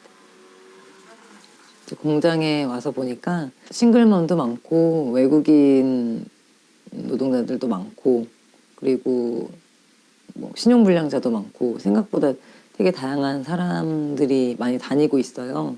대부분 그리고 최저임금 받는 사람들이고 사람들이 최저임금을 받는다고 최저의 인생을 사는 사람 취급을 하는 경우가 많아요. 그런데 저희도 나름 최저임금을 받긴 하지만 최고의 인생을 우리 나름대로 살려고 노력을 많이 하는 사람들이고 그래서 지금도 다들 열심히 일을 하고 있죠. 최고의 인생을 살기 위해서. 네, 잘 보셨죠? 보셨죠? 네, 피드백 좀. 네, 잠깐 그 영상, 그게 이제 전시 과정에서 이렇게 했는데, 제가 이제 그 아카이빙을 통해서 영상을 만들 때 가장 이렇게 초점을 뒀던 거는 이게 그러니까 저희가 이제 잘못된 인식을 갖게 될까봐. 그러니까 노동을 가지고 주제로 하면 이 사람들은 되게 별난 사람들이고, 사회 불만 세력이고, 거리에서 집회 나간 사람들이고, 그런 게 아니라, 정말 우리 옆에서 똑같이 살아가는 사람들이고, 그 사람들도 같이 밥 먹고, 문화생활도 하고, 그리고 아까 빨래 개는 거 보셨죠? 집에서 같이 빨래도 개고, 다 그런 분들이라는 거죠. 그리고 그분들의 삶에서도 가치를 추구하려고 하고, 이런 분들인데, 어떤 계기를 통해서 이제 좀 더 아픈 일이 있기도 하고, 그런 거죠. 그랬을 때 그분들은, 그러니까 같은 이웃으로 공감하게 하는 것들을 그대로 보여주는 게 그 당시에 영상을 만드는 목적이었어요. 이 부분 같은 경우는 이제 그런 아까 기록하고 사진도 촬영하고 영상도 만들고 아픈 나를 돌아보게. 이분 같은 경우는 제가 이제 정대현 선생님이라고 일진전기, 이천전기에서 일했던 분인데 산업재해로 다리 하나를 아예 잃으신 분이에요. 그러니까 이분을 보면 이렇게 이제 뭐 자식을 키우면 아픈 손가락 하나 있는 것처럼 조사를 할 때 내내 마음이 이렇게 쓰이는 더 분이었어요. 근데 공교롭게 방금 전에 전화가 왔었는데, 그러면서 그러면서 저도 조사를 하고 기록을 하는 저 스스로도 나는 이 시기를 어떻게 살았지? 그리고 나는 이 일 때 나라면 어떻게 했을까? 이런 나를 같이 돌아보게 되는 거죠. 그래서 이런 조사 기록은 어떻게 보면 과거와 현재를 잇는, 아까 뭐 카의 그 역사는 과거와 현재의 대화라고 그랬는데, 있는 그런 지금 현실을 보여주는 자화상이, 그러니까 과거가 없이는 현재가 있을 수가 없죠. 그래서 가끔은 그런 얘기를 해요. 뭐 제가 이제 요즘 이제 뭐 노동박물관 필요성에 대해서 얘기를 하는 경우가 있는데, 그럴 때 왜 노동을 과거의 이야기만 하는 박물관에 가두려고 하느냐? 그렇지 않거든요. 그러니까 같은 과거 없이 현재가 없고 또 현재도 기록을 하고 이런 지금의 자화상을 만드는 과정이라는 거죠. 그래서 전시 아까 서재훈 그분 보셨죠? 이분 건설 플란트 노동자, 지금 이제 뭐 산업재해 얘기도 많이 나오고, 여기 보면은 이제 이분들은 하청, 재하청 이렇게 일하는 모습인데요.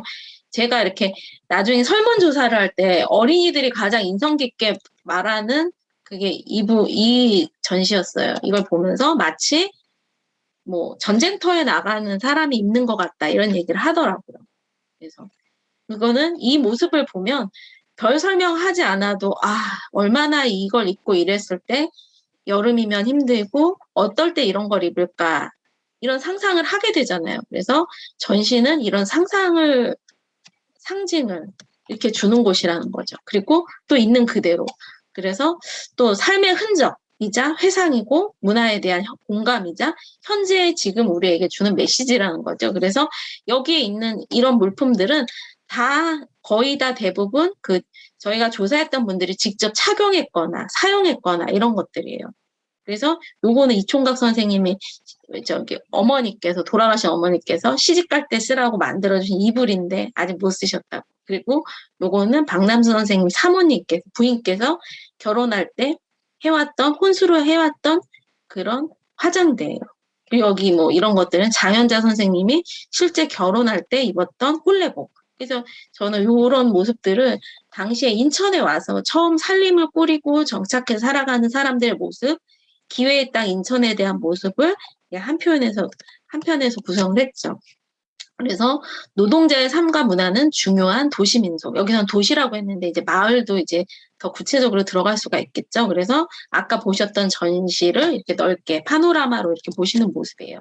그래서 저는 이걸 조사를 통해서 아마도 여러분도 아마 아카이빙하고 기록하는 과정에서 아마 어떤 뭐 더 관심이 갖는 주제가 생기거나 아마 또 사명감을 갖게 되는 그런 가치가 생길 수가 있어요. 그랬을 때 저는 개인적으로 그랬거든요. 그래서 어떤 노동자들의 삶에 대해서 더 주목받아야 된다. 이런 것들을 저는 좀 사명감으로 느꼈어요. 그래서 이거는 이제 3위학기에서 이제 피아노, 조각품, 피아노에 보면은 예전에는 이렇게 우리 한 80년대, 90년대에 집에 자기 집 아니고 뭐 차 없고 그래도 이상하게 피아노가 집집마다 있었던 시절이 있었어요. 그리고 피아노 학원은 뭐 보습 학원 뭐 이런 데 안 가도 피아노 학원은 왜 보냈는지 잘 모르겠어요. 그랬던 시절이 있었거든요. 저도 피아노 학원 다녔었는데 근데 요거를 이제 조각하는 분이었는데 이분의 이 조각도가 거의 한 4, 50년 된 조각도인 거예요. 새 거 같잖아요. 근데 본인이 계속 여기 그 손잡이만 갈아서 한 거죠. 그래서 이런 자기가 자신의 그런 그 생산 도구 그리고 요거는 이제 민현옥 선생님이라고 그 가발 공장 16살에 이제 원주에서 상경에서 강원도에서 상경에서 16살짜리 소녀가 자신의 삶을 이분은 정말 저희가 감사했던 게 다 사진으로 기록을 했어요. 그래서 공장 생활에서 했던 그것만 앨범이 한 2개 있으신 분이었어요. 그래서 이렇게 그 공장 굴뚝 앞에서도 사진 찍고 요거는 식당에서 또 찍고 너무 이게 그 기록이 남아있는 경우가 별로 없었는데 왜냐하면 노동자의 삶을 좀 부끄러워하는 경우들이 많았었어요. 그래서 이거를 설득하는 게 굉장히 힘들었는데 이분은 이걸 가지고 계셔서 정말 소중하게 담았죠. 그래서 여기 막 14살, 15살, 16살, 17살 소녀들이 그 소녀 과장. 그래서 자기가 돈 벌어서 동생들 대학 보내고 이런 것들을 했잖아요. 그래서 그런 삶의 기록들. 그리고 요거는 입사해서 퇴사할 때까지 30년, 35년? 거의 40년 가까이의 급여 명세서와 이름표를 보관을 하신 거예요. 대우자동차, 신진자동차 시절부터였나? 하여튼, 그래서 그런 모습들, 그 자신에 대한 어떤 기록이고, 이게 기록이죠. 이거 자체가 기록인 거죠. 네. 그리고 요건 아까 제가 말한 그분, 다행히 그 아까 산업재해로 다리 하나 잃으셨다는 분이 자기가 인천 기독병원에서 처음으로 받았던 그 목발을 가지고 계셨어요. 그래서 이거 전시하겠다고 제가 말씀드렸죠. 이 목발을 보면 굳이 여러 가지 설명하지 않아도 패널을 이렇게 같이 설치해 놓으면 어떤 감흥이 올 수가 있는 거죠. 그래서 더 주목받도록 해야 된다. 왜냐? 우리는 모두 노동으로 살아가기 때문이다. 이제 제가 이제 어떤 성찰을 하는 과정이에요, 이거는. 그래서 여기는 이제 현대제철인데, 여기 2017년도 교대 근무조잖아요. 4조 3교대.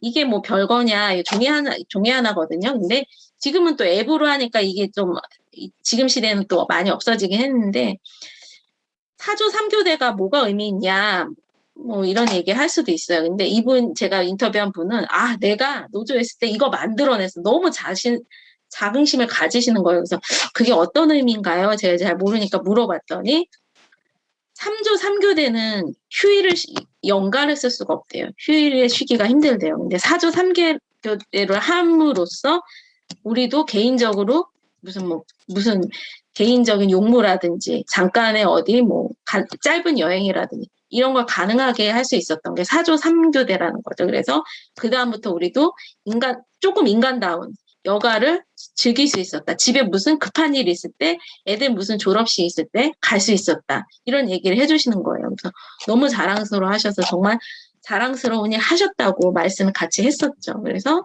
저는 이제 민속조사에서 노동을 생업이라고 해요.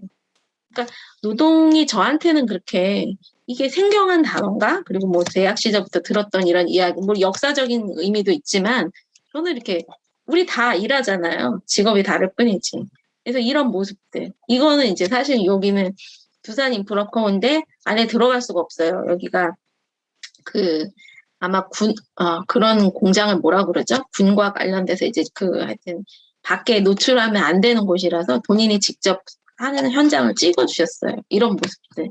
그래서 저는 사실은 제가 하는 과정에서 제일 힘들었던 거는 이제 제가 이제 같이 일하는 분들, 공무원들 설득하는 거. 노동을 정치로만 해석하는 거. 그런 이제 약간 불온한 세력으로 보려고 하는 거. 이게 굉장히 힘들었죠. 그래서 저는 전시에서 똑같은 사람이다. 우리와 같은 고민을 하고 같은 거에 힘들어하고 같은 거에 즐거워하는 사람이다. 이런 것들을 얘기하고 싶었어요. 그래서 사실은 정치도 삶의 일부죠. 왜냐하면 지금도 우리 대선 있잖아요. 어릴 때부터 학급 회장 선거 하잖아요. 우리 어릴 때 그렇게 교육 받잖아요. 그런 것처럼 이분들의 삶에 이건 이제 뭐 노조 활동을 하는 모습도 그것도 하나의 그 사람을 완성해가는 모습인 거죠. 그래서 이런 것들을 또 사진으로 기록을 잘 남겨주셔서 또 전시를 같이 할 수가 있었어요. 그래서 제가 얘기했죠. 이거 보면서 선생님, 저기 이렇게 노조 시위 집회 이렇게 한 70년대, 80년대 보면 왜 이렇게 다들 옥상에 올라가서 시위를 하세요? 이렇게 물어봤어요. 제가 몰라서 물어봤더니 그래야지 밖에 사람들이 그걸 볼 수 있다고. 네. 그런 얘기를 하셔서 약간 홍보 효과도 있고 또 이제 막다른다는 그런 의미도 있죠. 그래서 그런 것들을 이러면서 왜 이렇게 올라가는가 그런 거에 대해서도 이해할 수 있게 되고 그리고 뭐 한때는 이렇게 서로 노사협의가 잘 안 되면 사측도 사과하던 시대가 있었다고 해요. 그래서 이런 것들도 남겨서 보여주고 그랬어요. 그래서 하면서 좀 성과라고 한다면 제가 이제 요 전시를 하고 인천 시립박물관에서 순회전을 했었어요. 근데 여기서 제가 이제 그렇게 그 앞에서 메이드 인 인천이라고 하고 노동이라는 말을 앞세우지 못해서 그렇게 했을 때 이렇게 저희 인천 시립박물관장님은 너무 이게 큰 인연이 제가 조사를 하면서 그분 인터뷰를 하게 됐어요. 그분은 그때 관장이 아니었는데 그분이 인연이 참 신기하게 시립박물관장으로 그 사이 되신 거예요. 그러면서 노동은 민속이다라고 해서 저희가 조사했던 과정이랑 이거를 이렇게 신문에 대문자 그만하게 본인이 칼럼에 써주셔서 이게 이렇게 이제 확대될 수도 있구나 사회적으로. 그리고 이제 하종강 교수님 뭐 잘 아시겠지만 성공회대 노동아카데미 주임 교수인데 제가 소통하기 참 어렵다 이런 부분들을 이분이 와서 보시고 이총각의 속립을 박남수 화장대 아까 그 장면 보셨죠? 그걸 가지고 지금 청년들이 공감하지 못하는 과거의 어떤 세대에 대한 이야기들을 같이 좀 이끌어 주셨어요. 그래서 서울에서 시작된 인천공단 노동자의 전시가 이제 저는 그래서 전시만 하는 게 아니라 아까 말씀드렸죠. 아카이빙에 대한 기록은 어떻게 활용해야 되는가. 그래서 제 사례를 보여드리면 저는 이거를 이제 행사와 교육으로 또 같이 한 거예요. 그래서 이 행사와 교육을 할 때 사실은 제가 나름대로 어려웠던 점은 뭐냐면 이게 이제 제가 하는 과정들을 주변 직원들이 다 지켜봤잖아요. 그래서 같이 하기 어려워하는 거예요. 저희 사실은 국립기관이기 때문에 교육부도 교육팀 이제 교육 담당하는 적도 있고 제가 지금 어린이 박물관과 있잖아요. 그리고 이렇게 있고 뭐 홍보도 있고 다 각각 담당들이 있어요. 근데 이게 제가 이제 그런 상황에 처해 놓고 보니까 이런 그분들이 어떤 악의가 있어서 그런 게 아니라 조금 일을 좀 덜 도와주고 그래서 이게 사실은 저희가 이제 전시가 있으면 전시연계 교육, 전시연계 행사, 전시연계 뭐 학술대회 이런 것들이 있는데 맘대로 되지가 않더라고요. 그래서 제가 이제 저 같은 경우는 다행히 이제 좀 뭐 보셔서 아시겠지만 연식이 좀 있어서 이런 뭐 교육이나 행사 이런 것들도 많이 해봤고 뭐 학술대 이런 것들도 너무 수차례 해봐서 이게 저한테는 어려운 일이 아니었어요. 그러니까 기록하는 게 물론 중요하고 남기는 거 중요하지만 이게 활용이 안 되면 또 그것도 소통과 공감을 못 하는 거잖아요. 그래서 저는 매일 하루하루 지낼 때마다 그래도 그 담당들이 이거를 적극적으로 받아서 해줘야 되는데 진행이 안 되니까 어느 순간 판단을 했죠. 내가 해야겠다. 내가 해야겠다 해서 이거를 진행을 했어요. 근데 이제 하는 과정에서도 이 뭐 그러다 보니까 이제 지원은 사실은 저희 그 많이 받지 못했지만 뭐 못 받으면 못 받는 만큼 뭐 사람 못해서 인건비 못 주면 내가 하면 되지 하는 마음으로 해서 그냥 이런 것들을 만들었어요. 그래서 뭐 여름방학 프로그램 이렇게 해서 이제 전문가 특가 이런 거는 이제 강사 사례비만 있으면 되니까 이렇게 했고 이제 요런 것과 중요한 전문가들을 부르는 거는 사실은 일상적으로 있는 일이고 제가 이제 공을 들였던 거는 요거예요. 갤러리 토크라고 해서 저는 이제 그 갤러리 토크가 보통은 저도 갤러리 토크를 여러 번 했는데 보통 이제 전시장의 유물을 가지고 소개를 해요.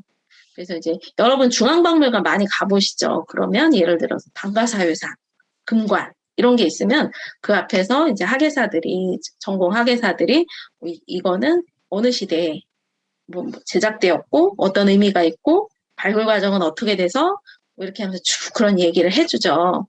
그러면서 이제 뭐 이거는 뭐 미술사적으로 어떤 의미가 있고 역사 속에서는 어떤 의미가 있고 한데 저는 제가 이 전시를 준비하고 그 기록 과정을부터 다 하다 보니 예를 들어 아까 보셨던 그 이제 뭐 급여 명세서라든지 아니면 목발이라든지 이런 걸 누가 설명하겠어요?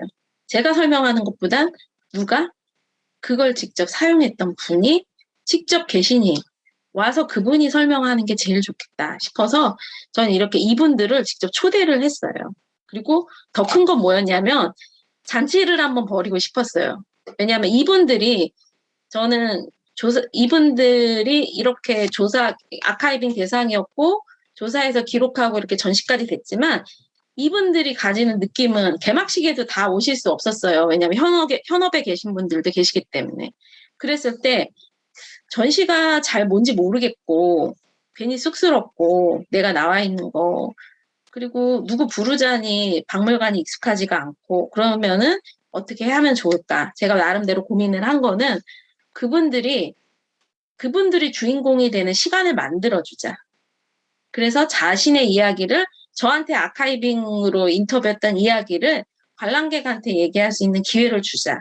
그리고 그거에 그 사람과 어울리는 말랑말 같이 어울릴 수 있는 음악을 배경으로 해주고 그리고 그 사람들이 이제 그 기회를 해서 자신들의 가족이라든지 지인이라든지 뭐 같이 현업에 그 사업장에 있는 사람들이라든지 부를 수 있게끔 하는 그런 작은 잔치의 기회를 만들어주자는 의미에서 이렇게 했고 또 한편으로 거기 관람객들이 편하게 이렇게 왔을 때 정말 내 이웃의 이야기일 수도 있고 부모의 이야기일 수도 있고 지금 뭐 나의 이야기일 수도 있는 것들을 그냥 편하게 와서 잠깐 들으시고 갈 수 있는 그런 것들을 만들어 보자고 해서 뭐 제 욕심껏은 10강 만들고 싶었지만 이제 이렇게 5강 해가지고 이런 것들을 진행을 했어요. 이게 가장 저한테는 가장 역작이었고 그다음에 이제 뭐 제가 해설해서 그러니까 최대한 내가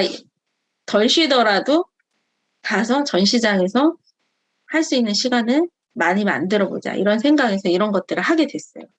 그래서 작년 그래서 여기 보시면 영상으로 보시면 더 좋을 텐데 여기 보시면 이제 아까 전시장 보셨잖아요. 그 전시장에서 이렇게 그냥 돈 많이 안 들었어요. 이렇게 현수막 하나, 배너 하나 이렇게 걸고 그리고 요분은 이제 장현자 선생님이라고 이제 가발공장 반도상사 있던 분인데 이분이 이렇게 인터뷰를 하시는 거예요. 그리고 여기 지금 뒤에 지금 여기도 뭐 머리 보이고 손 보이죠? 이 뒤에도 한 20명 계셨어요.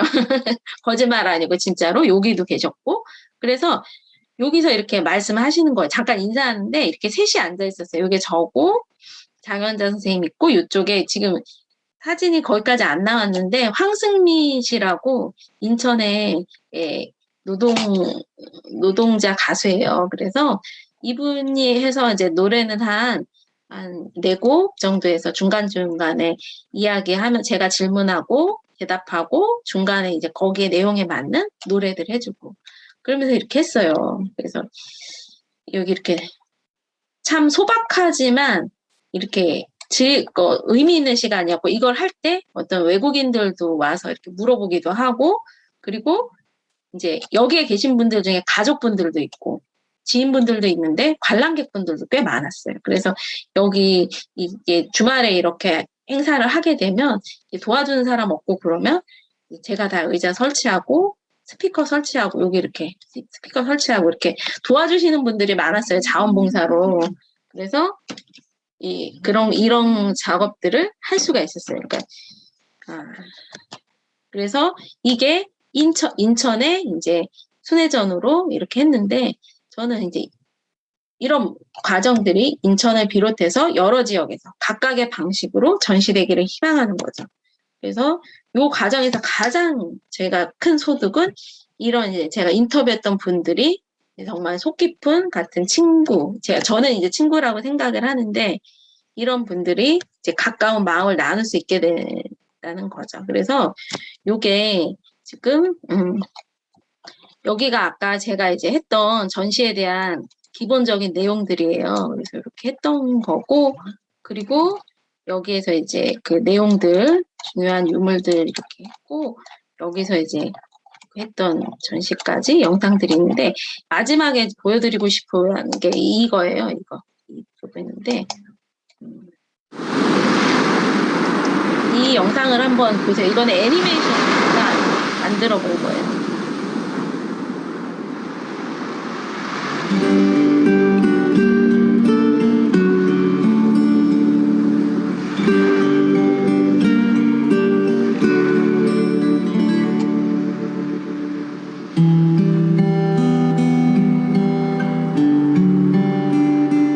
미국에서 이 밀보리가 많이 들어왔잖아.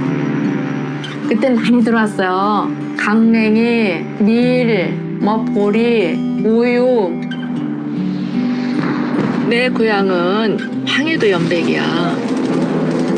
엄마가 총알이 빗발치듯 해가지고 내가 등에 엎인 줄도 몰랐대. 배에 들어가서 푸대 있잖아, 푸대. 푸대에다 이제 작업을 해. 그렇게 엄마들이 몰래 몸빼를 이만 여기다 거머쥐를 해서 내 가져고 이제 며칠 모아놨다가 어느 정도 되면은 강냉이를 이제 이렇게 차로 가면서 막 줄줄줄 흘려. 아니면 일부러도 해요. 우리 주워 가라고. 그러면 우리는 이제 빗자루 가져가서 막 주워 담는 거야. 이제 밀가루로다가 이제 밥 다 돼갈 무렵에 그거를 이제 밥 위에다 이렇게 얹혀고 아버지는 밀가루를 조금 덜 들어간 거 퍼주고 아들도 우리 딸들은 많이 퍼주고. 부모님이 만화가게도 하시고 어묵도 팔고 단칸방에서 온 가족이 다 생활을 했었어요. 근데 그 해에 망원동에 물난리가 났었어요. 2번 물난리가 났었는데 삼촌이 그 빨간 고무대야에 우리 동생이랑 저를 막 태워가지고 가는데 저는 그게 너무 신이 난 거예요. 너무 신이 났는데 집은 다 책이 다 젖어서 건질 게 없었어요. 겸사겸사 인천에 가서 잘 한번 살아보자고 인천에. 사계절을 다 무릎 위에 한 7cm 이상 올라오는 미니스커트를 입고 일을 했어. 온도가 그 정도는 돼야 실이 끊어지지 않고 잘 나온다 그래가지고 그래서 내가 3개월 만에 휴시 서클에 뽑혔어. 즉 그냥 품질 관리 그 교육인데 교육을 받은 사람은 둥근 모자를 쓸 수 있었어. 그만큼 나는 열심히 일을 했고 지긋지긋한 그 가난에서 벗어나서 그러니까 인간답게 살 수 있지 않나 생각을 했는데 식구들대로 다 벌어도 왜 이렇게 가난할까? 노동조합을 알면서 나의 가난의 현 주소를 알게 됐어. 노동조합만이 내가 인간답게 사는 길이구나 하는 거를 이제 깨닫게 되는 거야.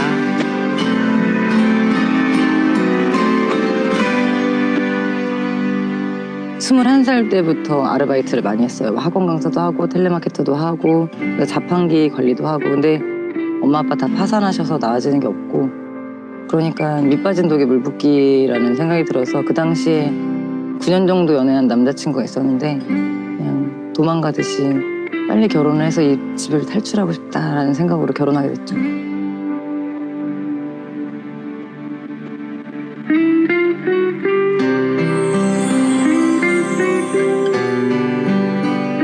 결혼하고는 조금 쉬었어요. 동네 근처에 직장을 좀 다니려고 하는데 마침 집 근처에 아르바이트가 나온 거예요. 가스켓이라 그래가지고 어떤 그 용액이 있는데 아무튼 그 얼굴에 이제 뭐 막 나고 막 이제 얼굴에 트러블 같은 게 생겨가지고 몇 명이 질문을 했어요. 질문밖에 안 했어요. 근데 그분이 버스 정류장에 있는 매연보다도 안전하다라고 하니까 아 그럼 병원 안 가도 돼요? 질문을 한 사람들은 전부 블랙리스트가 됐어요. 저보고 자제를 하라고 하더라고요. 하기 싫으면 그만두라고. 일을 악물고 했죠. 힘들어도. 하루에 25,000보씩 걸었어요. 회사에 있는 친구들이 있었는데 그 친구들이 회사가 이제 주휴수당을 안 준 거예요. 그런 1인 시위들이 있었고 제가 친분이 있었고 그러니까 뭐 저는 1인 시위 안 했죠. 근데 이제 어쨌든 그런 걸로 해고가 된 거죠. 용감했어요, 진짜.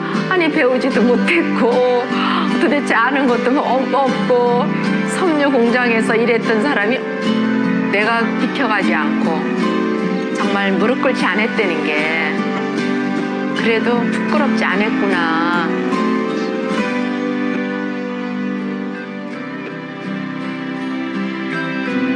회사랑 싸워서 이겨서 2년치 월급을 받았어요. 그 돈으로 저를 위한 선물을 너무 해주고 싶었어요. 그래서 금반지를 맞췄죠. 엄마랑 시어머니랑 다 팔찌 해드리고 모두 사람들이 계란으로 바위 치는 거라고 했어요. 근데 사실 저는 이길 거라고 확신을 했어요. 공장 생활하면서 저한테는 좀 더 넓은 세상을 보게 될 수 있는 눈이 생겼고 같이 만나서 일한 사람들도 기억에 많이 남아요.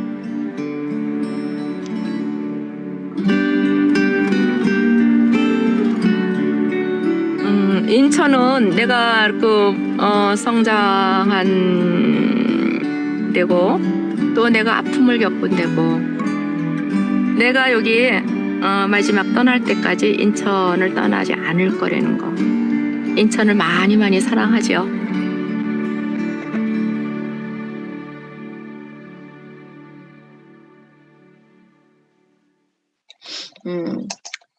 제가 이게 세대가 공감하는 일이라고 했잖아요. 그렇게 말씀드린 이유가 뭐였냐면은 아까 영상을 한번 쭉 보셨죠. 저는 진짜 이 전시가 하면서 그동안 했던 그 아카이빙 기록을 가지고 영상물로 진짜 많이 만들었어요. 이유는 뭐 여러분 잘 아시겠지만 글로 표현하는 거는 젊은 세대들이 잘 공감을 못해요. 그리고 또 애니메이션을 만든 이유는 또 어린이들을 위한 부분이기도 했고 또 하도 사람들이 노동자들의 이야기가 너무 어둡다고 하니까 애니메이션으로 좀 그거를 약간 조금 내용은 가볍지 않으나 표현에서는 가볍게 한번 가보자 그런 뜻에서 했던 거였고 그러면서 이제 아까 네 분 같은 경우는 과거 이제 은퇴한 분, 현직에 있는 분 그래서 가능한 이제 그대로 너무 미화하지도 않고 그냥 평범하게 보이려고 애를 썼고 지금 세대를 공감하는 일이라는 건 사실은 저는 박물관에 있고 또 아이들을 키우는 엄마이고 또 학부모로서 세대 간 공감이 지금 가장 단절이 되게 큰 문제라는 생각이 들어요. 그래서 이게 뭐냐면 아까 지금 방금 전에 보신 애니메이션 같은 경우는 그 애니메이션은 이총각 선생님과 하민서 두 분의 이야기를 이렇게 교차로 했어요. 두 분이 보셨는지 느끼셨는지 모르겠는데 인천에 들어오게 된 과정 그리고 뭐 그 현장에 그러니까 자기들이 공장에서 일을 하게 된 계기 그리고 그러면서 또 겪는 어려움 그러다 마지막에 이제 만나서 이제 서로 포옹하는 장면. 이거는 사실은 실제 실사예요. 두 분이 처음으로 만났어요. 만나서 좀 얘기를 나누고 포옹하는 장면을 촬영을 해서 그거를 영상으로 담은 건데 그 애니메이션을 담은 건데 제가 그걸 왜 넣었었냐 하면은 그 인터뷰 조사를 하는데 너무 안타까운 게 이총각 선생님 이야기는 이총각 선생님과 하민서 선생님이 일하는 시대가 거의 40년 차이가 나요, 간극이. 근데 그 얘기를 들어보니까 지금 하민서 씨가 겪고 있는 일이 그 40년 전과 별로 다르지 않는 부분이 꽤 많은 거예요. 그래서 굉장히 이렇게 듣는 사람 입장에서 좀 화가 나더라고요. 왜 그렇지? 막 그러니까 화장실 문제가 여러분들 이렇게 뭐 그 얘기를 듣다 보면 이제 사람들이 화가 나는 이유, 나중에 이렇게 하는 이유 중에 제일 1차적인 게 1차적인 욕구를 해소하지 못하게 하는 그런 게 되게 크거든요. 근데 이총각 선생님 때도 문제가 화장실을 못 가는 거였어요. 쉬는 시간도 없고 화장실 공간도 부족하고. 근데 하면서 이분도 화장실을 폐쇄하는 그런, 그러니까 약간 그 일하는 사람들을 힘들게 하는 그 대표적인 사측의 좀 약간 그 안 좋은 그런 게 화장실이 망가졌는데 고쳐주질 않는 거예요. 그래서 뭐 그 많은 막 몇백 명 되는 사람들이 화장실 한 칸으로 이용해야 되고 이런 거라든지 뭐 이런 정말 지금 우리 시대라서 그런 일은 절대 없을 거야 하는 일들 40년 전에나 있을 법한 그런 일들이 너무 많은 거예요. 그래서 와 그러면 지금 그걸 겪고 있는 한 30대인 사람들이 40년 전 이야기를 알까? 그런 생각이 들었어요. 그래서 서로 어려움을 같이 그러니까 먼저 살았던 세대가 지금 살아가는 세대를 좀 위로해주고 그리고 지금 세대는 약간 푸념처럼 그렇게 얘기할 수 있고 그래서 그분들은 그걸 어떻게 극복했는지 나는 지금 어떻게 해야 되는 이런 얘기들을 뭐 그런 공감과 소통의 장을 한번 애니메이션으로 표현해 보자라는 측면에서 그거를 만들어 본 거예요. 그래서 아카이빙 작업이라는 거는 사실은 기록하고 정리해서 그걸 체계적으로 하는 것도 굉장히 중요하고 힘들고 어려운 과정이긴 하지만 그거를 교육하고 활용할 수 있는 그런 포장하는 작업들이 더 중요한 거죠. 어떻게 보여지는가. 그래서 어떻게 세대 간에 이렇게 하는가. 그래서 제가 이제 요거는 이제 이 전시를 하면서 저는 페이스북을 사실은 하게 됐어요. 그전에는 이런 SNS라는 거는 저도 일을 하면서 일을 열심히 하려고 한 사람이지만 제가 개인적으로는 3명의 학부모예요. 초중고 학생에.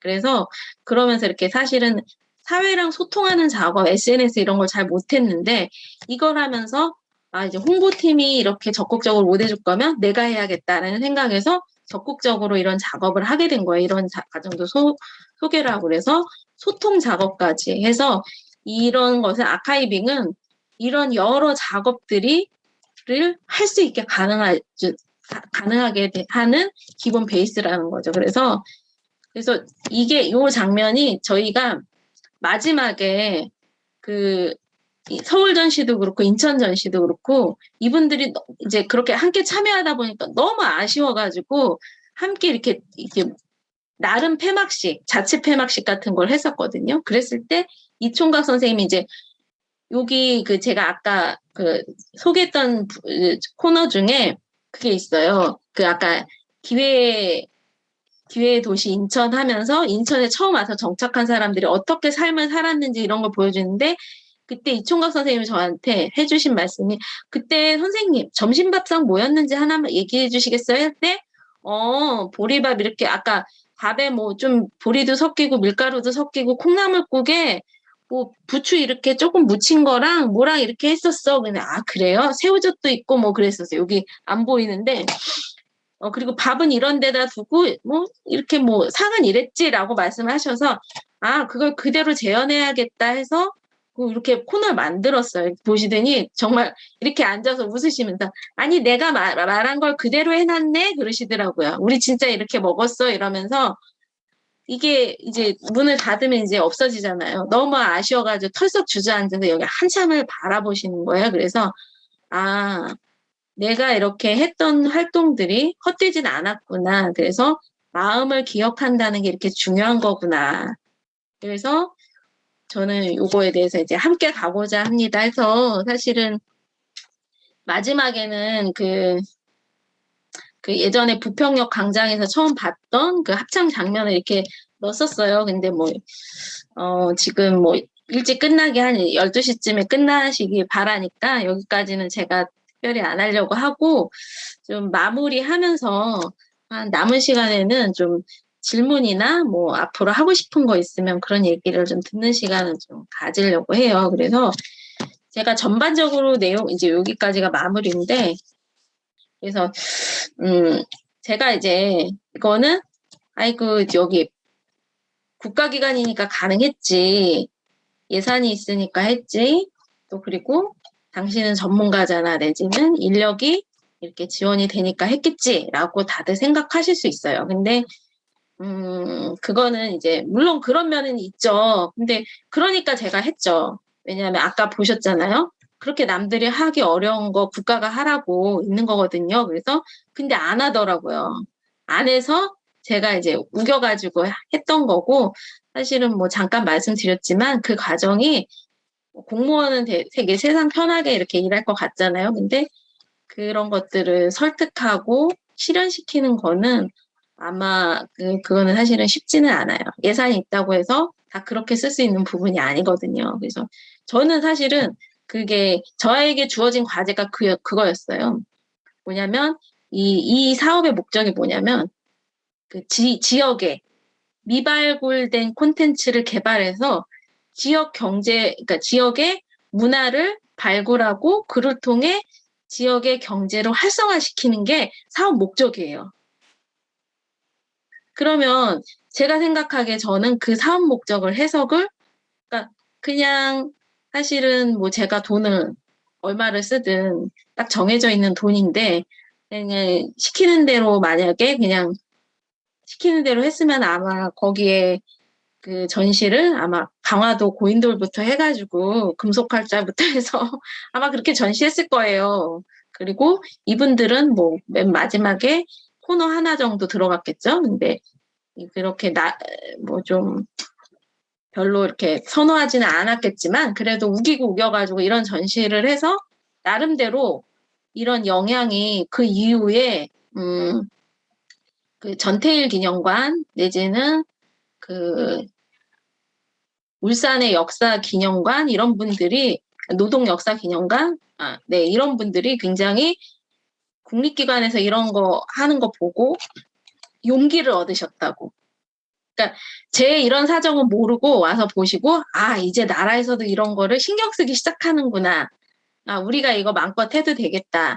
이런 마음을 가지셨다고 그래요. 그래서 그런 게 일단 그런 부분이고 또 하나의 성과는 이 분들이 같이 이제 또 인천에서 또 이런 활동들을 같이 하고 그러면서 본인들이 이제 제가 인터뷰를 했던 분을 저는 제보자라고 부르거든요. 이제 저는 민속이 좀 베이스가 돼 있어서 저는 제보자라고 부르는데 이분들이 이제 학습이 되신 거예요. 이런 삶도 전시가 되는구나. 조사할 만한 가치가 있고 기록의 의미가 있구나. 그러면서 지역에 들어가서 산업유산, 노동유산 관련돼서 이렇게 좀 그런 보존해야 된다는 목소리도 내시고 또 지역 사회 내에서도 요즘에 동일방지 관련돼서도 그렇고 인천 산성 관련돼서도 그러니까 도시산업 선교에도 그렇고 부평에 있는 조병창에 있는 또 좀 보존해야 되는 병원 건물 얘기할 때도 그렇고 이분들이 중요성을 아시게 되면서 그런 것들 그분들이 이제 교육이 되신 거죠. 그래서 설득하고 이런 작업들이 아직은 이렇게 큰 효과를 이렇게 큰 성과를 내고 있지 못하지만 그런 것들이 그게 저로 시작됐다 이런 얘기도 하지 않아요. 하지만 아는 분은 아시겠죠. 그래서 그런 것들이 토론회가 되기도 하고 그래서 마을이나 지역사회에서 그렇게 되고 또 이제 지금 아까 김태정 전문가님처럼 이런 분들이 이런 아카이빙 과정에 대해서 중요한 것들을 이제 보시고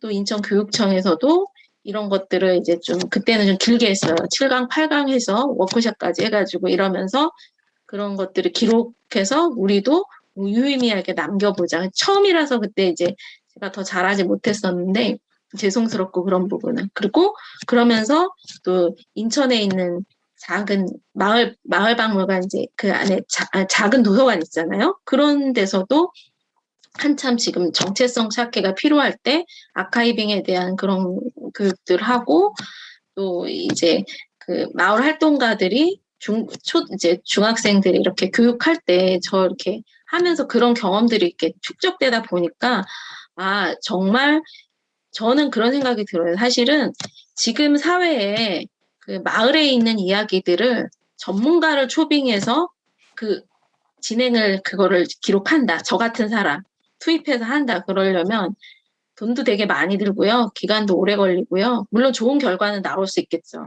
근데 사실 우리나라에 그런 전문 인력이 아주 많지는 않아요. 그리고 그거를 할 수 있는 단체들이 저희도 이제 그런 거 할 때 뭐 그런 비슷한 데서 뭐 용역도 뭐 의뢰하고 그러잖아요. 그랬을 때 그렇게 많지 않아요. 왜냐하면 인류학, 민속학 이런 인문학들이 요새 돈 되는 학문들에 밀려가지고 학생들이 많이 지원도 안 하고 많이 없어져요. 서울에 있는 민속학과도 없어졌거든요. 대학에 있는 민속학과. 그래서 그런데 많지 않은데 그런 데서 이렇게 어떻게 다 기록을 다 하겠어요. 근데 기록들은 뭐 정말 소중한 기록을 이제 전해주실 분들은 자꾸 돌아가시거나 아니면 그 흔적들, 공간들은 자꾸 없어져가고 파괴돼가고 그랬을 때 그거 중요성 느낀 사람들이 기록을 해야 되거든요. 그래서 이런 기록에 대한 교육 과정을 통해서 뭐 완전한 전문가가 될 수는 없죠. 하지만 기본적인 개념을 가지고 기왕 할 거면 아예 모르고 하는 것보단 그래도 좀 알고 하는 게 낫잖아요. 그래서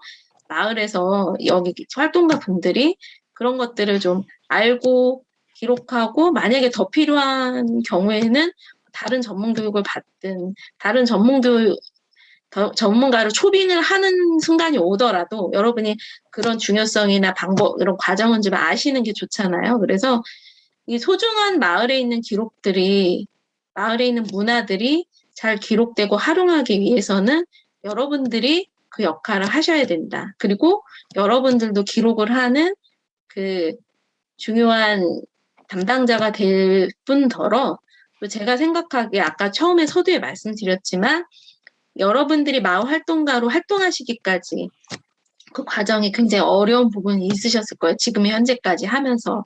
그런 것들을 내가 기록할 수도 있고 서로가 기록해 줄 수도 있고 그래서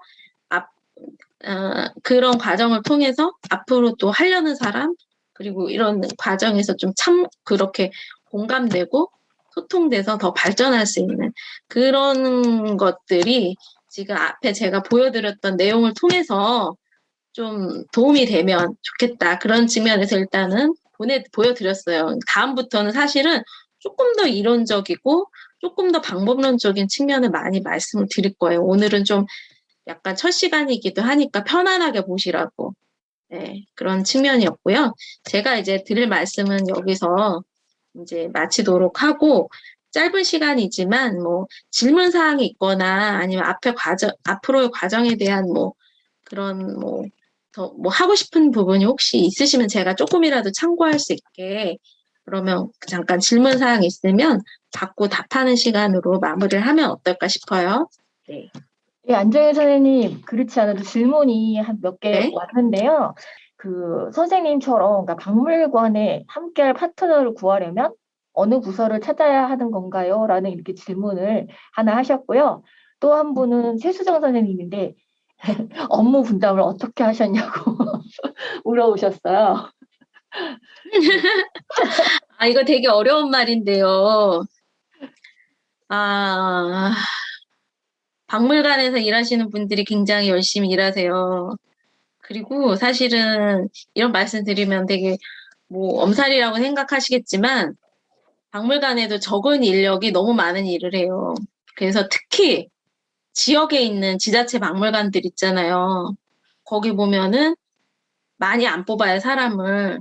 그래서 그 박물관으로 인정을 받으려면 2명의 전문 인력이 있어야 되거든요. 근데 사실 2명이 못해요.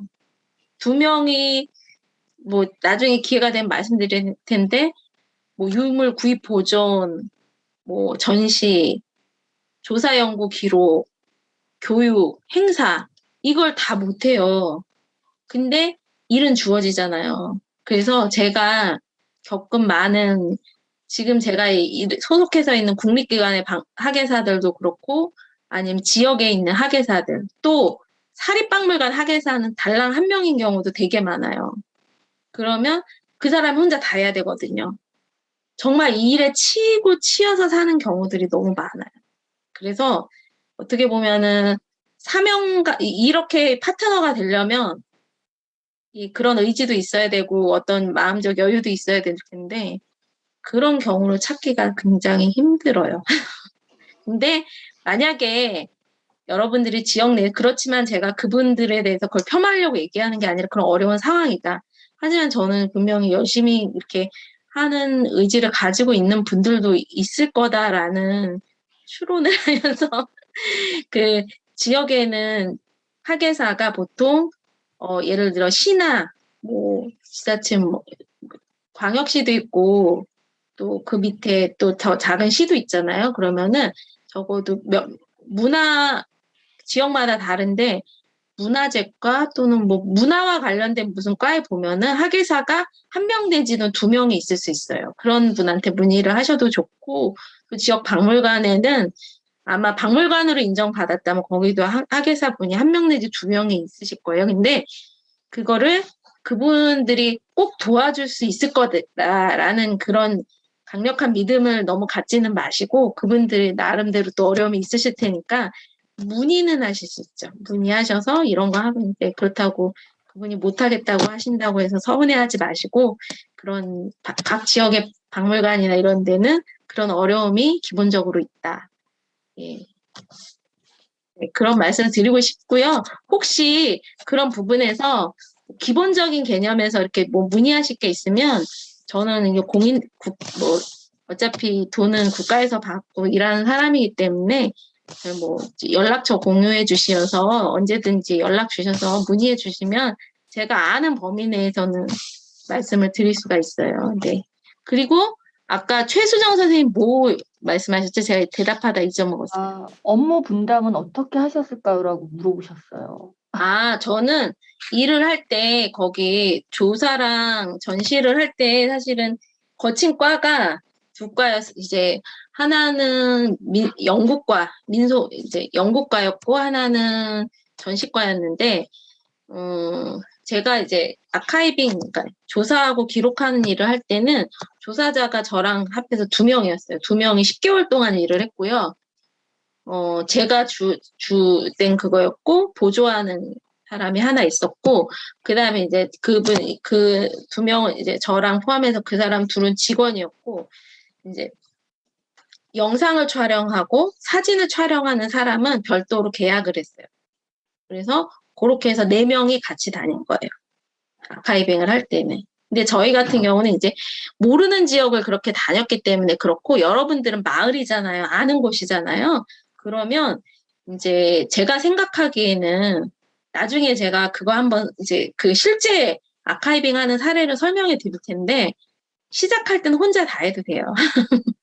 제가 이제 저도 20대 때 대학원생 때 지금은 핸드폰 하나로 다 할 수 있잖아요. 녹음도 되지, 촬영도 되지, 영상도 되지. 그때는 막 라떼 얘기하죠. 막 여기 막 이따만한 막 이만한 비디오 카메라 막 이만한 DSLR 막 들고 막 배낭 막 이렇게 지도 그때는 이제 이거 위치도 보려면 못 보잖아요. 지금 핸드폰으로 다 보지만 그래서 막 지도 막 이렇게 막 용산 가거나 종로 가서 지도를 또 다 구입해가지고 거기 표시해가지고 그렇게 다녔거든요. 근데 지금은 여러분들이 아는 지역이고 장비가 너무 간단하잖아요. 그렇기 때문에 여러분들의 의지만 있으면 혼자 다녀도 돼요. 일이 많죠. 그리고 좋은 팁, 저는 사실은 이거 활용 못 해봤는데 비용을 지불하고 까는 앱이 있다고 그래요. 회의도 그렇고 인터뷰도 녹음하면 텍스트로 변환이 가능한 그게 있다고 그래요. 그래서 요새는 하여튼 의지만 있으면 할 수 있는 방법은 되게 많다. 그리고 전시과에서 전시를 할 때는 제가 기획을 했어요. 그 아카이빙 한 거를 전체를 기획해서 하는 거는 제가 했는데 이제 저랑 보조해서 하는 사람이 이제 2명이 더 있었고 또 디자이너가 저희는 박물관 안에 별도로 있었어요. 근데 이런 디자인은 여러분들이 나중에 하실 때는 박물관, 아니, 그러니까 그 작은 공간에서 하실 때는 정말 그렇게 막 디자인 그거를 이렇게 뭐 예를 들어 어린이들과 같이 한다거나 뭐 이렇게 해서 그렇게 처음부터 전문적으로 안 하셔도 될 것 같은데 만약에 그게 좀 규모가 커진다 그러면 디자인 업체들이 되게 많아요. 전시와 관련된. 그래서 그런 분들과 이제 좀 같이 그분은 비용이 필요하겠죠. 뭐 그런 거 하시면 되고 영상이나 촬영 작업도 마찬가지예요. 영상이랑 촬영 작업도 이제 나중에 아카이빙 할 때 그거는 이제 영상이나 촬영도 전문적인 기술이 이제 나중에 더 필요하면 그분들 강의를 조금 초빙해서 하는 것도 괜찮을 것 같아요. 그래서 요새는 또 다 전문가잖아요. 그래서 어렵지 않다. 단 사람 의지를 가진 사람 몇 명이 모일 필요가 있다. 그런 거고요.